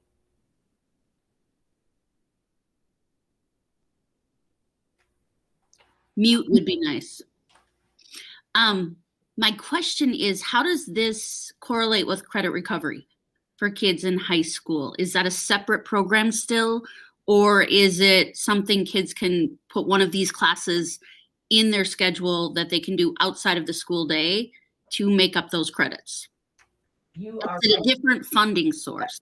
Yep, you're on the right track. So just like at Redland High School, kids can do extended time. They can do a course after the school day. In Five Rivers, they'll also be able to do that. So it would be after the school day or a 0 hour, and they would collect the additional revenue for that. And yes, yep, we've already talked about that. Great question though. So those credits can go towards their diploma then? I'm sorry, what? Those credits can go towards their diploma, and it doesn't have to be an online Five Rivers component other than they just registered in that capacity. Well, it would be under Five Rivers because that's their school of enrollment, but the ADM, the extended ADM would still go back to their resident district. Okay. Did I answer that correctly, Brian? Yeah, and I think, Holly, you might have asked, do the credits count on the transcript? And they would absolutely count, yes. Yeah, that's what I was, you got it, thanks. Thank you. Arlen? Yeah, as I said before, I really am a proponent of Red Wing District doing their own thing. I know we would not have been able to do that on our own at this time. This is what's in front of us, and so I'm gonna roll with it at this time. First thing, I think we need to take a good hard look in our elementary level at targeting our homeschool kids. And that is a way to bring revenue back to the districts if we can get there, along with the people online learning and other venues, whether you saw it on TV and typed it up or wherever it is. Couple of concerns I have is scheduling conflicts with online learning versus our local school district if they want to participate in high school band or shop classes, metalworking, woodworking. Are those times going to be flexible? I am assuming graduation requirements for each member district would be based on the credits, and the credits from here would be similar to what we would have in our own local district. And just another observation, if we're going to have supplemental courses or whatever we wanted to call them in the high school level, I think we need to be looking hard at an open campus situation here in Red Wing at our high school. Open campus as far as lunch, or? Open campus as far as when you're coming and going throughout the day, because if you're taking online classes, or else we're gonna have to have an online class area in the building, and I think that's defeating the purpose of it. So we have to recognize that we're gonna have students coming to school in the morning and leave in the middle of the day, or coming or doing online in the morning and coming to school in the afternoon. That's all part of what's going to happen or need to happen with this whole thing. So those are just a couple of observations and stuff. I want to see this work. I still believe in my own mind the only true way to have buy-in from the community is to do our own thing, because when we had our parents very concerned when we talked about bringing kids back to school early back in January, and edgenuity, we don't want edgenuity, we want our own teachers. Well, we may have our own teachers, or we may not have our own teachers through that district, and that's where I'm gonna leave it. So a couple of things, we already have students that do shared time courses here at the high school. So we have over a decade of experience with that. So it was scheduling for the band. We've resolved that every year and are able to do that. Credits, that's probably a longer discussion. About a year ago, my superintendent's council looked at the credit requirements in each district and the state of Minnesota requirements. And we came up with what the requirements would be at GCD based on those conversations. And then that went to my board. And I can talk more about that, but the counselors, we know how to transfer those credits back and forth and have a good working relationship with all the high school counselors. What was the third thing you said, Arlen? I can't remember. Open campus, we talked about specials, band and woodworking and such, graduation requirements and credits. And then I said that have to be looking at the need for open campus for students to come and go if they're doing supplemental courses through the year, Oh. half one, half the other. And the other piece And was, that's something that we have to do here. That's not, yes. The other piece was about Edgenuity and having the teachers. Like Anna pointed out, it's not going to look like it did with Edgenuity this year because there will be our own teachers. When I say our own, teachers from the county right now, unless we have to go out of the FTE that's available here in the county. If we have to, then yes, we'll be hiring teachers for this, just like we hire teachers for our alternative high schools or those that serve all of the kids in the county. So like Towerview, those teachers serve all of the kids in the county. So we'll be really looking for some staff that really like this. And I think Arlen brought up a good point too about targeting those homeschoolers and seeing. If We have brought that up at our superintendent's council. Good. Yes. Good. All right, Mr. Bryant. Quickly, how are you marketing or promoting this? Well, last Friday, I sent out the website and information to each of the superintendents on how to market. They asked specifically themselves to be able to reach out to their communities. And so they all got that on Friday. And then you saw the public service announcement tonight. We're hoping to get that out to the radio, to whatever. So that's our next step. And we've been talking about that. Social media, Facebook, good. Mhm. Okay, thank you. And also personal phone calls, especially the kids who've chosen another online option. And I cannot emphasize it enough, our online option is going to be better because of the local connections. You know, there'll be studying with our students, with our teachers, at least from the co-op. They'll be using our Wonders curriculum for K through 6, and so they can come in and out and still, experience that. Supplementary, so at the high school, for example, they can come in and take our band, our choir, any class, especially the hands-on classes. They possibly could participate in field trips that are sponsored, and of course, prom and graduation, all those things. Sorry, I had to jump in that because I think that's really important. And I think the best way to reach those kids is to have somebody from our staff contact them directly to explain those advantages. So in addition to everything else we talked about. Yes, once my board meets on Thursday and our principal is officially hired, that will be where we head. Anna. I think most of what I wanted to say has already kind of been covered, but like with the open campus, we do already have a lot of that happening with students who are going back and forth with Southeast or other programs. So I totally trust that, and students who are doing alternative high school but still taking some classes at the Red Wing High School. I totally trust that GCED can handle this and work that out. And then with the homeschooling, I totally agree that that's a group we need to reach out to. But I do believe that has some complications just in that there are some rules about how much the district can engage with homeschool students.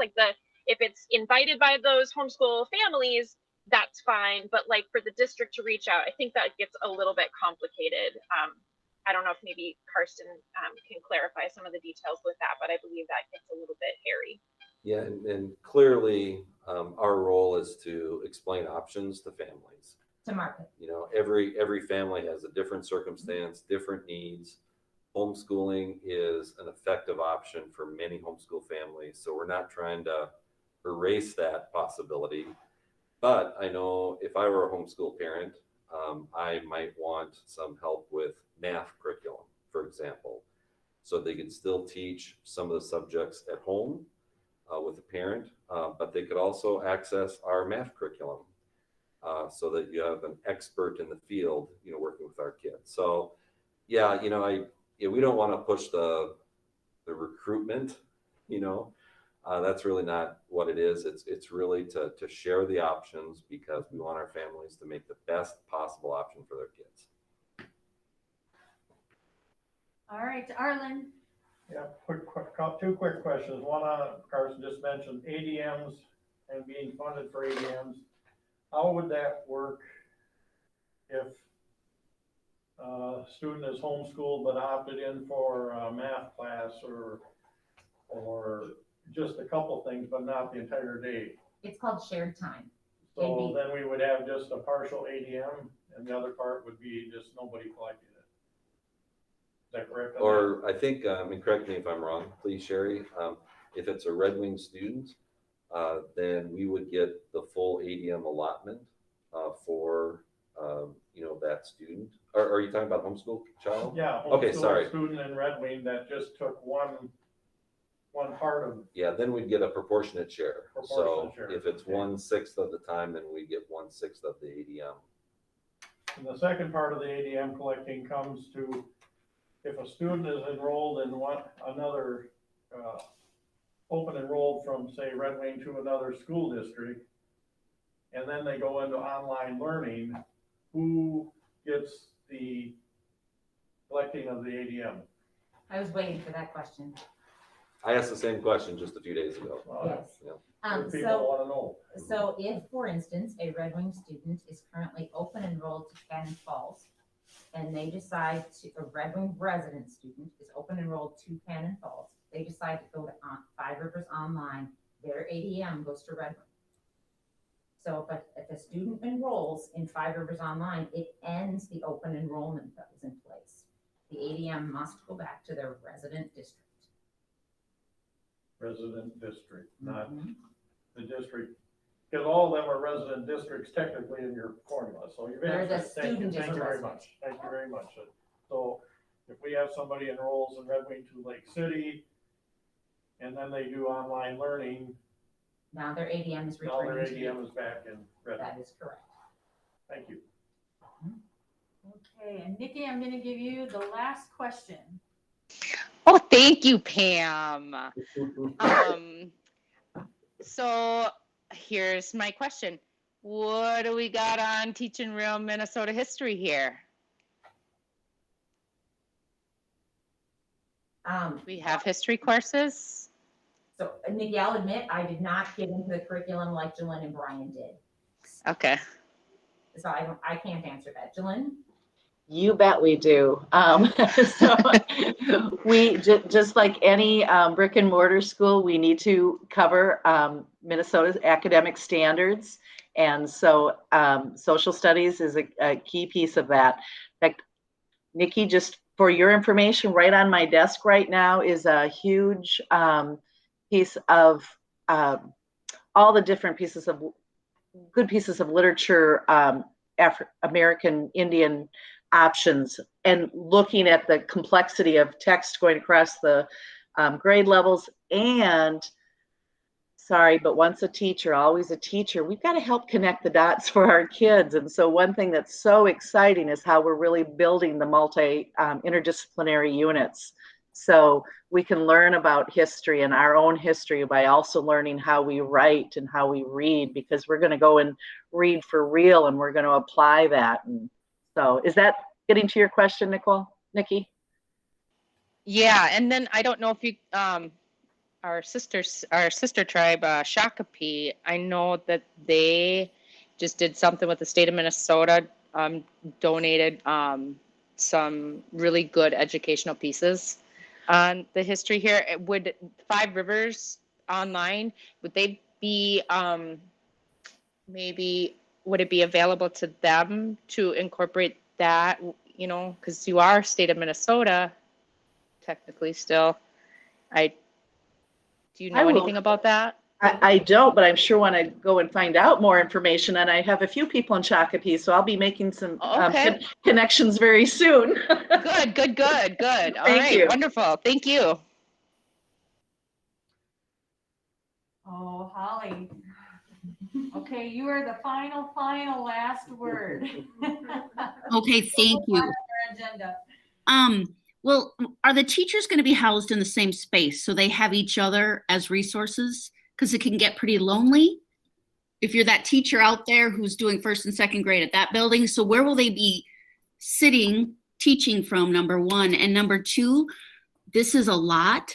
And I don't know if we fully comprehend the enormity of it. I think that we have a really good idea of how big this is and how big it could become really fast. But it's going to keep us on our toes. Yes, Okay, question. it absolutely will. Holly, I think the answer to your question is yes and yes. So there are going to be teachers that we're going to need to have a common space for. But a lot of online teachers across the state of Minnesota actually teach from their home. And we're also going to have teachers, we might have a 0.2 math teacher from Red Wing High School, for instance, that's going to be in their classroom. So they're not going to come over for just that 0.2. So it's a little bit of both, and it will just kind of depend on enrollment. But we will certainly keep you up to date on that as we go forward.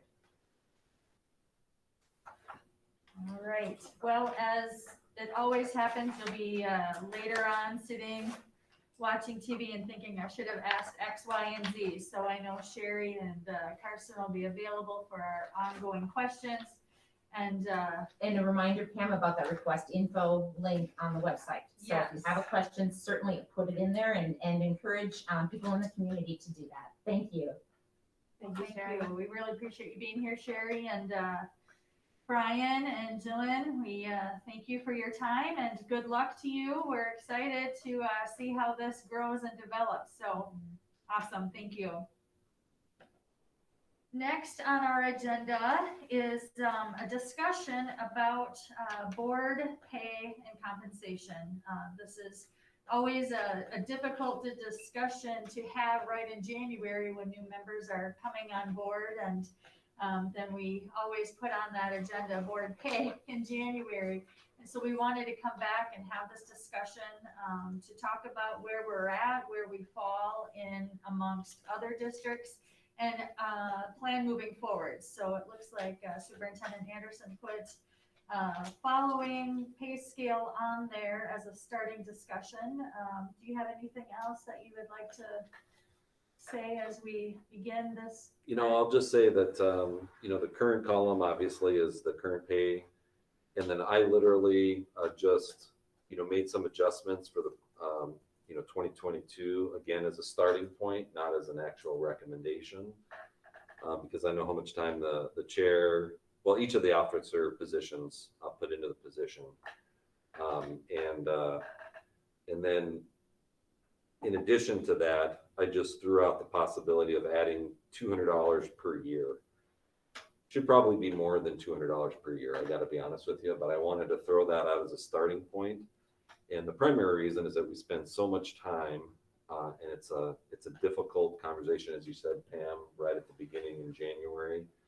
And so if we can come up with a plan now, at least then we can move forward without as much discussion or debate right away in January. Well, and there's a whole list in our board packet of other districts. I hope you had a chance to take a look at that prior to this evening. I appreciate whoever it was that put all that together, because that's a lot of work. So thank you to that. We are all over the board, as you can see, throughout the whole state. Some people get paid, or some board members get paid per meeting. Some get paid per month. There's some annual fees there. So we'll just open it up for discussion and see where people are at. And I believe, Holly, you're in the queue. Thank you. First of all, I really like that you did this and put this together in this format so that it can be more structured and people can have a better understanding. Because I know in January when we do it, we show all these figures and people are like, I've never done this work before. I don't know what the money, I've said this before. I didn't even think I got paid when I ran for school board. So when I found out I got paid from Arlen, I was like, oh, there's money involved. So I think it's all over the board on how people perceive this. And it is a tremendous amount of work. And if you average it out, and I'm not complaining, but it's what, $7 an hour, something, or $6. So number one, I really like that you spread it out like this for people to see. And, I'm fine with whatever the board wants to go with. Is it something that we are looking to make a vote on in the near future, or are we just preparing ourselves for longer talks to go into November? I'm just curious. That's a great question. I don't think we even brought that up in the conversation that we wanted to discuss this evening, but that's something we should decide as a board. I mean, I think we set in January our salaries for the year. So if we were to change, we would have to go back and have that as an action item. We certainly could if we wanted to do that, or we could have a discussion to start in 2022 with that first meeting in January. So I think it's really up to this board on how we want to proceed. Jim. Thank you, Madam Chair. Yeah, whatever we decide at a future board meeting, this is a workshop, we won't be deciding tonight. Right. Whatever we decide, I would say we would be effective in January 2022. I'm not interested in going back because that was decided by the board in January. Yeah. So. I think that makes complete sense because that's what we did decide in January for this year. One of the things that we did historically discuss is trying to do where you came with the $200, Superintendent Anderson, 200 and 200 and 200. We are trying to get ourselves slowly up to be equal to or a little bit fairer with other school districts, because we are, if you look at that list, we're pretty low. Historically, this school board has been very conservative in giving ourselves raises, and we're low. And so $200 over the next few years would get us a little bit closer to being kind of in the average. So Anna. Thanks. I meant to email everybody and totally forgot to, but you know, back before this conversation in January, I took that spreadsheet from MSBA and plugged it into Excel so that I could kind of play with it a little bit. And the average amount for schools that school board members are paid for schools with 2,000 to 3,500 students is almost $3,500. And ours at 3,000, you know, is on that lower side then. And I did like our surrounding districts, the average pay per student for that were low as well. And I think it is a difficult conversation, you know, to vote to pay ourselves more. Like when I started plugging all of this stuff in, I was expecting to see that we were paid too much. And that's not what I found. And then I guess now, having done the job for a little while, a couple of months here, thinking about wanting to have a equitable system and being able to get a variety of voices on the board. You know, and I know you guys all on the board know this. I'm more saying this for anybody who happens to be watching it. You know, we put in a lot of time on our own, which is, you know, I totally expected.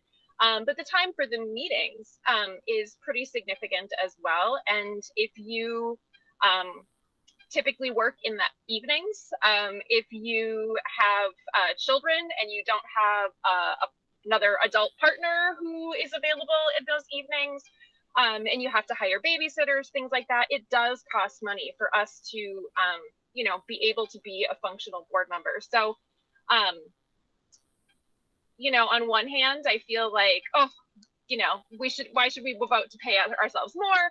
But on the other hand, if we want to make this equitable for people to be able to be on the board and participate who may be a single parent, maybe, you know, working varieties of jobs where they have things happening in the evenings and need to, you know, be able to take time off work to be able to attend meetings and things like that. I think the compensation then, even though it might be that $7 an hour kind of a thing, it's something that kind of helps offset those expenses. So I think my feelings on it have changed since, you know, initially looking at it in January and then kind of doing it for a while and thinking about you know, inviting other people to run for school board, that none of us are going to get rich doing this, but you shouldn't go into debt to be on the school board either. It shouldn't hurt you to be on the school board, at least financially. I think that's a sentiment I've heard over and over again, Hannah. You're exactly right. We shouldn't be in the hole for doing this job, you know, and you're right. There are so many people, I think, that would be interested in coming to the table, but it's just not feasible because of all the reasons that you said. Nikki.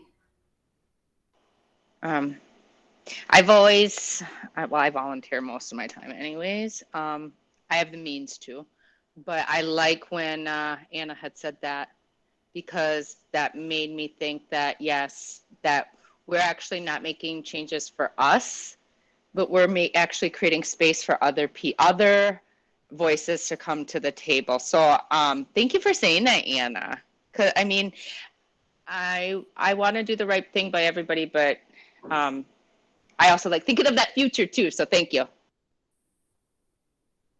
Arlen. Thank you. I'm looking at this table here, and it looks like it's proposing that the chair is being paid $1,500 a year more than, should be paid $1,500 a year more than a regular director. I think that's maybe a little high. I think 1,700 maybe was low. I think 1,000 is a better number. I didn't really feel it was necessary for vice chair to be paid extra. I served as vice chair at least a couple of years here. The clerk has got a job that takes an extremely large amount of work from what I know. Certainly worth at least $500 more a year, and possibly $700 to $1,000 a year more. From what I know of the treasurer's position, and maybe I'm missing something, there really isn't that much extra work involved in being a treasurer, so I question paying that $500 more per year. That's just gut feelings of me. I think those numbers are off on that part. The other part of this, I've been saying it for years and years, and that we're underpaid for what we're doing. Comparing to other districts is great on one end. You got to compare to what other people are being paid in the community. Certainly over the years, we've looked at what we could afford. I really think regular directors should be paid at least $4,000 a year. That's been something there, and we've made great strides to get to where we are now from when I first came on the board 6.5 years ago. I think the very first meeting I came to, I said the board isn't being paid enough for what they're doing. And I've said that all the way along through here. It's difficult to raise pay for yourself, but sometimes it's got to be done. And as far as I go, if we raise the pay, it's not going to make a huge impact on me because I only got 1.5 years left, and I'm sure we're not going to do anything this year, so it'll only be 1 year's pay. Anything, so I'm not doing it here to put money in my pocket. It's for future people to serve on the board, to be compensated for their expenses and their time. And I don't know where the number came at $6 or $7 an hour for your time to analyze stuff, but I figured I was probably getting maybe lucky to get $1 an hour for what I've been doing. So, and I'm not complaining about that $1 an hour versus being $1.50 we were raised out of you, but there is an extreme large amount of time that goes into being a board member if you work with most of the different committees. So thank you. Well, like we said, this isn't anything that we're going to act upon this evening, but it's a good discussion to have, and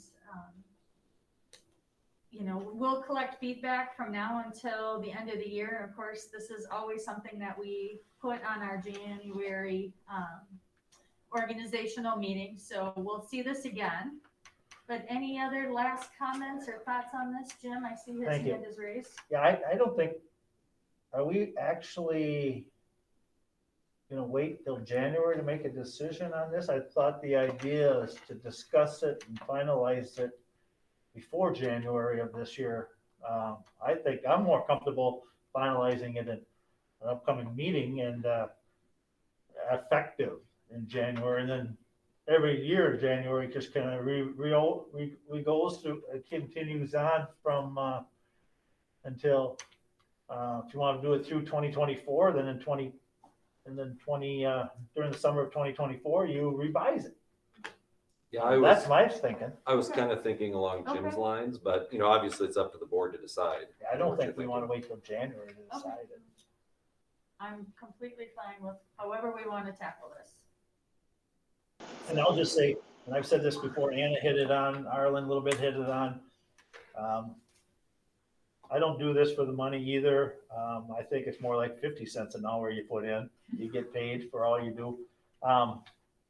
But people shouldn't have to go backwards. And Anna kind of hit the nail on the head there, and so did Nikki a little bit. Not that we are, but you want to give the opportunity for people that, not everybody works 8 to 4 and can leave and participate in committees or functions or board meetings. So you want to make it enough so they can look at it and say, well, I can give up this or that because I'm getting compensated a little bit on this end here. So we're not going to get rich. Nobody is. Nobody wants to be. We just want to be something that is fair and equitable. And I like the idea of new voices. This board's changed in the last 10 years from now. There's not a member left on this board that was here 10 years ago. So change is inevitable. Change is a daily thing. Anna, are you back in, or is that Arlen? Yeah. Okay. I just wanted to say I agree with looking at this and actually making voting on something at a sooner than January meeting. Whatever I guess meeting has some room in the docket. I wouldn't be looking personally. I wouldn't be looking to change things for this year. I feel like we already made that decision for 2021. But I think it would be easier to develop a structure, have that plan in place, and then it can always be looked at in January to say this is the kind of like we have in our practices for when we review different policies and things like that it's on our schedule, this is what we're planning, and just kind of to have that conversation and check in and see how different board members are feeling, and of course be able to adjust if massive budget changes happen or whatever else is going on. But I like the idea of making a decision sooner than later so that future board members and can have an expectation of what it's going to look like going forward, and there's just less that we're having to decide on the fly in January. I like that idea too. Thanks. And Arlen. Yeah, not a lot on this, but I just want to show this, or make a comment on the blue pay of all these different districts, what everybody's getting paid and stuff. I don't see anything here identifying as of what date that pay was, if it's current or if it's a year-old data or 2-year-old data by whoever gathered this. Then as you go through it, sometimes some of these things don't add up going across the whole thing to get to an actual number for a person either. So how people respond to what their pay is may not be totally 100% comparable because of how people describe what they pay, and maybe there's certain things that pay per committee that they didn't mention when they said their annual pay. So it's a good tool to have here, but I wouldn't count on everything being 100% current on the price, and that possibly that it's old. I don't have the dates here. So. Yeah, and I can answer that. The Minnesota School Board Association actually compiles the data, and then we get a copy of it in usually middle or late December. So it's shortly before the reorganizational meeting. So it's at least a year old. Yeah, or at least it's 7 months old or 6 months old. Yeah, but I agree with you. I don't think we put too much stock in it because there are so many variances. Yeah. I just want to say that it's not necessarily 100% comparing apples to apples. Right, I agree. Well, what I'm hearing and seeing is that we'd like to bring this to an agenda in the near future with some structure. And then when we get to January for organizational meeting, we'll revisit it again. And but we'd like to act on it sooner rather than later. I think that's a great idea. So I just put it on my agenda to discuss at the next agenda meeting. So we'll get that on the docket here soon. That might be a good summer thing to tackle. Things usually have a lighter agenda usually in the summer, so that might be a good time to put it in. Yeah, the three of us can figure out the timing. Sounds good. All right, and then our final agenda item for this evening is to talk about policy 808. Shonda Jorgensen is on the line, so I'd like her to enter the call. We've been very busy the last week or so after the board wisely decided to discuss this topic tonight. There have been a lot of changes going back and forth with the state. Of course, you have CDC guidelines, you have our own local policies and practices. So it's kind of been in flux, but Shonda is on it. And even today, George, Shonda, and I were chatting about what we'd like to see for graduation. So if you're okay, I'd like to hand it over to Shonda to present some information. I was hoping by now we would have very clear guidance on what we should do, at least for summer programming. And I have to break the bad news to you. There's not very clear guidance as of yet. The executive order says that school districts have to follow the safe learning plan through the last teacher date. So that for us would mean June 4th. And so we have to, we still have to wear masks when you're in the building. You still have to wear them. Students, staff, anyone in the building still has to wear them. And technically, that's through our last teacher day, which is June 4th. But then in the safe learning plan on May 20th, it said face covering requirements for schools apply to all students, staff, and other people in school buildings during the instructional day or when riding a school transportation vehicle to and from instructional day. The requirement does not apply to after school activities such as sports and other extracurriculars. So we have something that says we have to follow it through the end of the end of the last teacher day. Now they're saying we have to follow this, but now it's only during instructional day. And then something that just popped up here in the last couple of days, there's a group called the Minnesota Children's Cabinet that was appointed by the governor. He got a bunch of people together and said, hey, let's have you guys help decide these decisions. And they came out with any licensed childcare provider must require masks through July 1st or till we get to the 70% of the 16 plus vaccinated. So they're kind of going back to what the governor is saying or said before the CDC came out with you don't have to wear masks. And we have to follow the masking requirements, which is anyone who's inside has to wear a mask, especially if you can't social distance, that kind of thing. So we've got a few things going on. For right now, we have clear guidance on what we should do for childcare. So Kids Junction is required to wear masks until July 1st, or we hit that 70% to 16 plus. But we have issue with, well, we have 30 kids at Twin Bluff who are part of Kids Junction, but then go over to Summer Blast, which is a summer school program. We have yet to have guidance that says they have to wear it at school. So if we take away our mask mandate right now, we're going to have kids in Kids Junction that have to wear it for the first hour and a half in the morning. Then they go to the other side of the building. They don't have to wear it because technically we don't have guidance that says they have to do that. And then they go back to Kids Junction and they have to wear it. But we can go back to the safe learning plan and say, okay, well, is Safe School or Summer Blast considered an instructional day? Technically, those days are counted on next school year, so we can't really go by. So we're kind of in flux right now. We don't have very clear guidance on what we should be doing for all of our programming in schools. And right now, we have a mask mandate in place. It's a board policy that says you have to wear a mask if you're in school.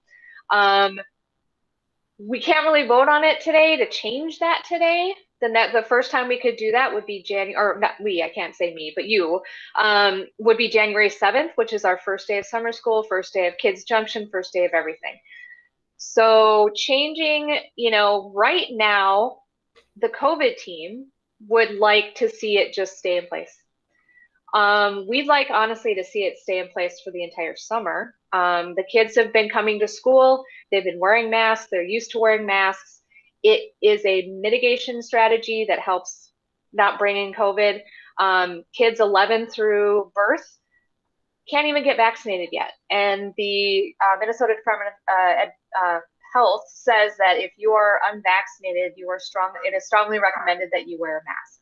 So, half our student population can't even get vaccinated yet. So we would really require them to wear masks, or we would like to require them to wear masks. So unfortunately, I wish I could come to you and say, this is what they say to do. This is what we should change our policy to be.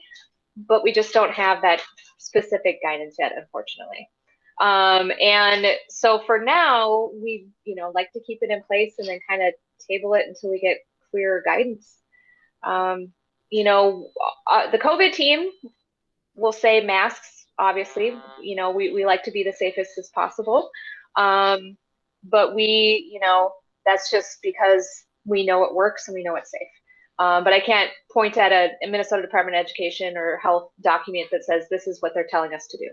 So I don't know if that's really good news or bad news, but unfortunately, we didn't get what we wanted in the last week and hope to get it very, very soon. Shonda, can I just ask you a series of questions just to kind of segment discussion? Yep. Hold on just a second. Okay. Sorry, I have a kid getting chips and it's like. No problem. Not important. Okay. The rest of this school year, until June 3rd, the last student day, June 4th, which is a half day of teacher duty day, we're following the guidance during the instructional day. Right. Kids and adults will be wearing face masks. I think we all, kind of got that. What about after school activities through June 3rd or June 4th? According to what we have to follow, and that's the safe learning plan, the requirement is that we don't allow or we don't have to apply it. Now, our policy, though, is what it has been the whole year.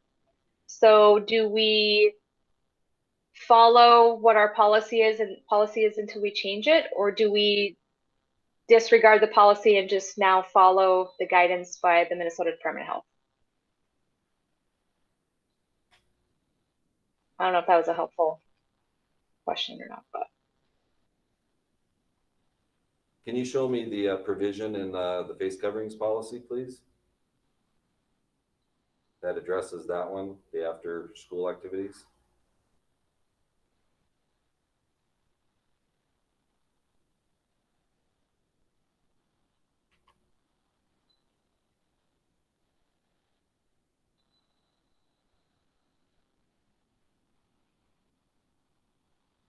Sorry for putting you on the spot, Shonda. No, that's okay. Lisa pulled this up, so I'm not sure. Do we have a distinction in here that says after school you don't have to wear them, but during school you have to? Or is it any school-related activity you have to wear one?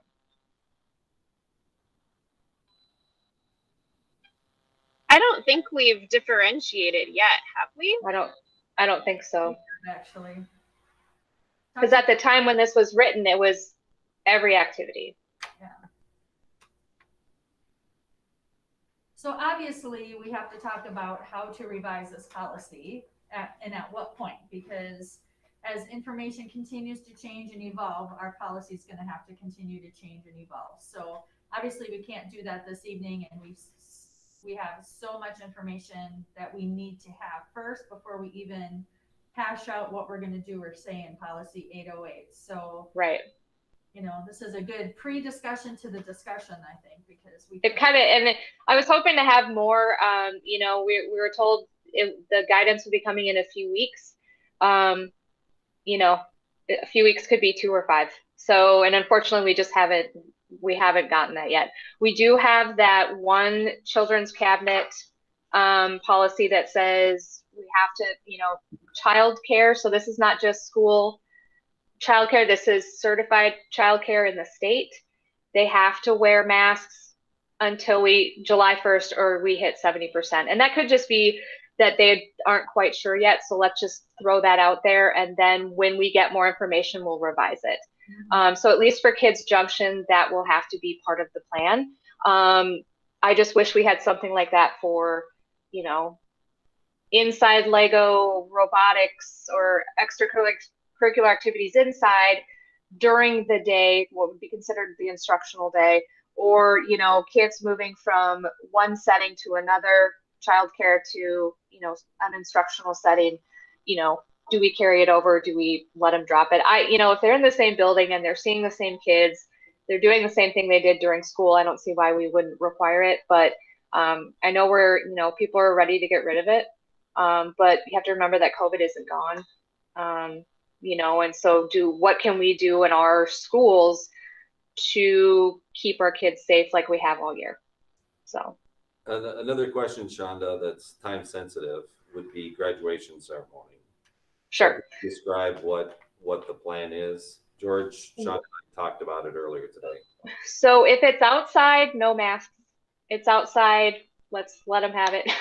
If it's inside, since we no longer have to limit the capacity of the event, before it was going to be 4 members per student graduating. If it was inside, we no longer have to follow those guidelines. And so since it's in our building and it's still technically a teacher work day, we're going to require face masks at graduation if it's inside. Just bringing that many people together, it's safer that way. We're not social distancing like we were in the past. We're not even doing the 3 foot. And so the masks is just one of the mitigation strategies we're going to keep. Are we going to turn anybody away if they don't wear it? No, but we will have, masks available for people who forget. We'll remind them that, hey, you're in the building, you should be wearing a mask. But we're not going to be, enforcing or throwing people out because they aren't. I have a feeling though that, we've been wearing masks all year. People who have come to the building know they have to wear a mask. This isn't something new. It's only for a few hours. It's not like they have to sit there for 8 hours in the air-conditioned or unair-conditioned gym to do that. It's just something, and, it's something you can do to help everyone else in that building. And so we're just going to keep masks if it's indoors. I told George, make sure you get it outdoors. Try to get it so it's outdoors. And then if it's outdoors, there's no social distancing requirement and no mask will be required. We may still recommend them, but it won't be required. Indoor graduation, once again, no social distancing requirements. There are no capacity limits, and but we will require the masks if it's indoors because of those other 2 things. Is that the same as what you just said, Shonda? Yeah, I think so. Okay. Yeah. All right, we've got a number of people in the queue. Arlen, Nikki, and then Anna. Thank you. Short of having a special meeting and the time to notify to have a special meeting, we are bound, in my opinion, to follow our mask policy. And our policies, I'll go to item 2C. Unless an exception described in part IB below applies, all student, staff, and other people present indoors in school buildings and district offices or riding on school transportation vehicles are required to wear a face covering. So they're saying if we're indoor, this is it. Then the IB, exceptions and alternatives, temporary removal of face covering. It talks a little bit about face shields and different things like that. Staff, item IBC, staff, students, and other people present in school buildings or district offices may temporarily remove their face covering or face shield in the following situation. 1 talks about engaging in class activities or recess outdoors. Item 2 talks about during specific activities that the Minnesota State High School League has identified as exception to mask face covering requirements, which would be our sports. So that really doesn't follow into us. Then there's other student receiving nursing services, item 3, pre-kindergarten kids, item 4. Item 5, when aware needs to remove their face covering to eat or drink, though care should be taken to maintain distance. And then during indoor practices, item 6, perform involving singing, acting, public speaking, or whatever. There's several other things there. And when required by school staff for identification, I could go on, but there are no real exceptions that I see that would allow us to change the face covering for the graduation, I guess, unless you determine it's not a school function, but we said they need to be worn in our buildings. So the bottom line is, I think we are bound to wear face coverings in the school building until the school board changes or revokes the policy. And I don't see that happening indoors until our next meeting. And I think it should be set up at that meeting to have direction what we should be looking at doing at our next school board meeting. And that's the way I'm approaching it. Graduation indoors, we have to wear masks. Outdoors, we don't. It's consistent with what you talked about. But this is the policy. This is what we are bound to follow until we revoke it. So, and the school board does need to revoke it when the time comes. So I hope that's on the agenda, how we go about it. Do we revoke it by saying when the administration determines it's time to remove the mask policy, or are we going to keep the policy 100% in control of the school board? That just has to be determined at our next board meeting or a special meeting. Thank you. Do you want to respond to that? Yeah, I think that's well said, and I think it's consistent with what Shonda just presented. Because we keep for now, face masks for the summer programming, indoor graduation, obviously through the school year, and childcare settings. And this, I guess, if I follow up, this is regardless of what the state or anybody gives us for guidelines. Our policy says this. It doesn't say unless the state guidelines change. So right. It'd take an act of the board to change this policy. Yeah. All right, Nikki, and then Anna. I like your direction. I'm always gonna, because I agree with you. You know, I'm obviously anti-vaxxer, and I provide plants. This is what I had COVID. I had 0 symptoms because I was purifying my home and my lungs with sage, an antimicrobial, antiviral, airborne. So I have no problem wearing a mask, and I honestly feel the safest indoor. I agree, indoors, close contact, outdoors, it's a whole other thing, you know. So I would have to say I trust your direction versus our state's. So thank you. Anna. Thank you.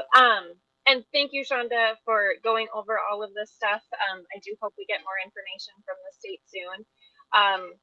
I know we're not voting on it right now, but I'm not in favor of changing the policy anytime soon, because even though we're seeing, higher vaccination rates for kids 12 to 18, it's still, the vaccine is not an option for kids under 12. And that's who the majority will be at Kids Junction, at Summer Blast. So even if all the adults who are with them are vaccinated, those kids still aren't. And they don't even have the option to be. So I think it's important for us to take as many safety precautions as we can during that time period. Because I don't want to see COVID numbers spike up, and a lot can happen between June and September. But I think our being able to have our kids back in school in September and have things be as normal as possible in September should be like our main goal, right? This has been a fun experiment, but it's time for things to be normal again. So, you know, I want us to do as much as we possibly can to make life normal in September. And I think that that means being relatively cautious throughout the summer. Of course, if, you know, information from the CDC and Minnesota Department of Health is, you know, making different recommendations, they're the experts. But I think that, you know, in the meantime, we need to be as cautious as possible. So I'm definitely in favor of sticking with this policy, you know, into the foreseeable future until, you know, things change, because I want our kids to be safe. All right, Jim and then Holly. Thank you, Madam Chair. Yeah, we're not here tonight to debate, or not, I shouldn't say, we're not here tonight to change policy because we can't on a workshop. We can discuss it. A policy is something that's always something to be a work in progress, and it can't go against state law. A policy cannot be against, opposite of what state law says either. It's going to be tough for us and have people in the community who the governor comes out and says you no longer have to wear a mask if you're vaccinated in the public. Whereas 14 months ago, he said everybody had to wear it. And we all followed it because he said that. Some people are ready to ditch these things. I mean, he came out, even his executive order said school boards don't have to wear them. But we've chosen to keep in place everybody else inside our building to be the same. So we need to be very ready to look at modifying this if necessary as things go forward. And when does the policy committee meet again? Do they meet the third Tuesday of the month, or I don't know when they meet? Yes, third Tuesday. Third Tuesday. Okay, I think that's something that should probably be brought there. And Third Monday, sorry. I said Tuesday. I did say Tuesday. Third Monday. Yeah, you're right.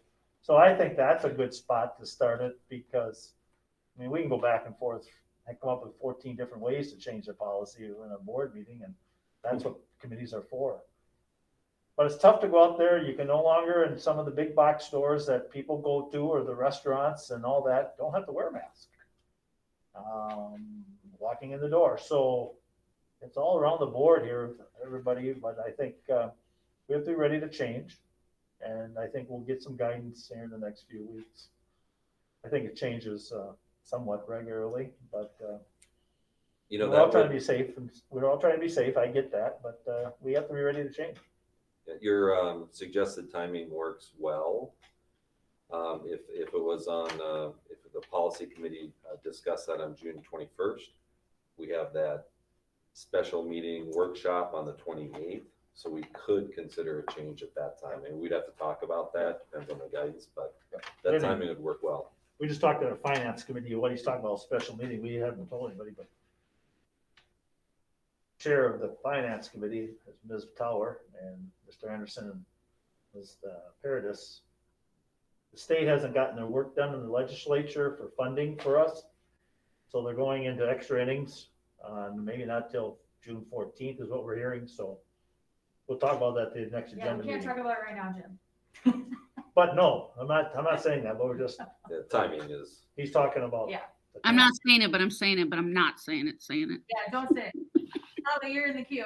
Okay, Arlen, you warmed my heart when you said we have to follow policy. I just want you to know that my heart just burst wide open when you said we have to follow policy. Thank you. And I agree with everybody that when we look at changing a policy, it should go through committee first. So if the health and safety team wants to update the policy committee on what the new changes are, and then that committee brings it back to the larger group, then I think we can have a fruitful discussion about what it should be. But Arlen, I could have just about hugged you through the screen when you said we have to follow policy. Yep, just like one big squish. Thank you. All right, So it sounds like more to be had on that one, but you know, like every other policy, it always has to be looked at and revised and to make changes as we need to. So I think that we have a good plan in place. Arlen, I'll give you the last word. Thank you. I guess I don't see this as a legislative and policy discussion on the need to have a mask or not. I would rather defer to our COVID team to make recommendations to the board if we're doing it. And be honest with you, if there's any changes, I'd like to take action on June 7th, I guess, whatever that date is. Certainly leave that option there if something comes in there. I've been a strong proponent of wearing masks, but in certain situations, I'm ready to ditch my mask now. And I get it. We're in a group of, I was a strong proponent to wear the mask until we got vaccinated and our staff had the opportunity. We got to that point. We still have the issue of our students, our children under 12 that cannot get vaccinated. And so we have to find something that works with that and still meets the needs of everybody else. And I feel totally safe being around people without a mask now that I'm fully vaccinated. And but we have to realize not everybody has chosen to be vaccinated for medical reasons. Sometimes too, it may not be that they don't want to, they might have medical reasons why they can't. So we also have to be respectful of the adults in that situation. But I'm hoping we can have something from our COVID team to talk about at our June meeting. But like I say, I don't feel this is a legislative and policy issue as much as it is a COVID team making a recommendation. Is this a policy, school policy? Is it the legislative and policy committee reviews the policies of the school board, or who does? Yeah, it'd be the legislative and policy committee typically. Yeah, the face mask policy, was such an urgent thing last late summer, early fall. So I'm not sure if it went through that came from committee yet. MSBA, didn't it? Yeah. Yeah, I think we skipped it to adopt it in the beginning, but Right. now we need to keep up with the times, so that needs to be reviewed. Yeah, So- certainly we could have the COVID team and administrative team look at potential changes and then either present it directly to the board or go through the policy and committee meeting, I just think, it's 2 weeks to the 7th, and we're not sure how much, if anything, gonna change till then, but 2 more weeks after that, it may. So having a time frame, that's fine if you want to bring it the 7th, but I still think the 21st it needs to be reviewed by the policy committee. That's what we have them for. Mm-hmm. Yeah, it would be a lot easier in a smaller committee setting. Exactly. Yeah, definitely. So The only thing that I would say is that, if the recommendation comes out from whomever that says those kids don't have to wear a mask between those two settings, That's and, fine. we're thinking about it's 85 degrees, it's humid, and the kid, I would hate to make those kids wear those masks for, 2 or 3 or 4 weeks before we can act on it. So I guess we're just gonna have to see how it goes, and maybe we just have a special meeting to either revoke or revise that 808 as needed. we could just have an update, and if we need to adjust it then we can, but eventually it has to go back to the committee. Right, but then by the time we could act on that would be well into July, No, unless we had a special meeting. but we're assuming something's gonna happen by the 7th, but we're not sure anything will happen by Right, the 7th. right. I think just to leave it kind of open-ended Yep, for that's now, but I mean, the plan is to have a discussion through the committee, but if maybe we'll put it on the agenda for the 7th. And we'll just play it by ear, I guess, on that one. Sounds good. Okay. All right, well then, it's 7:45. I will look for a motion to adjourn. So moved. So moved. Slow. Jim beat you, Holly. Slow. Did not. I won this time. All right, fine. Second, turkey. All right, we'll go with, let's see, where's my list? Jim. To Aye. adjourn. Nikki. Aye. Arlen. Aye. Anna. Aye. Holly. Aye. Jennifer. Aye.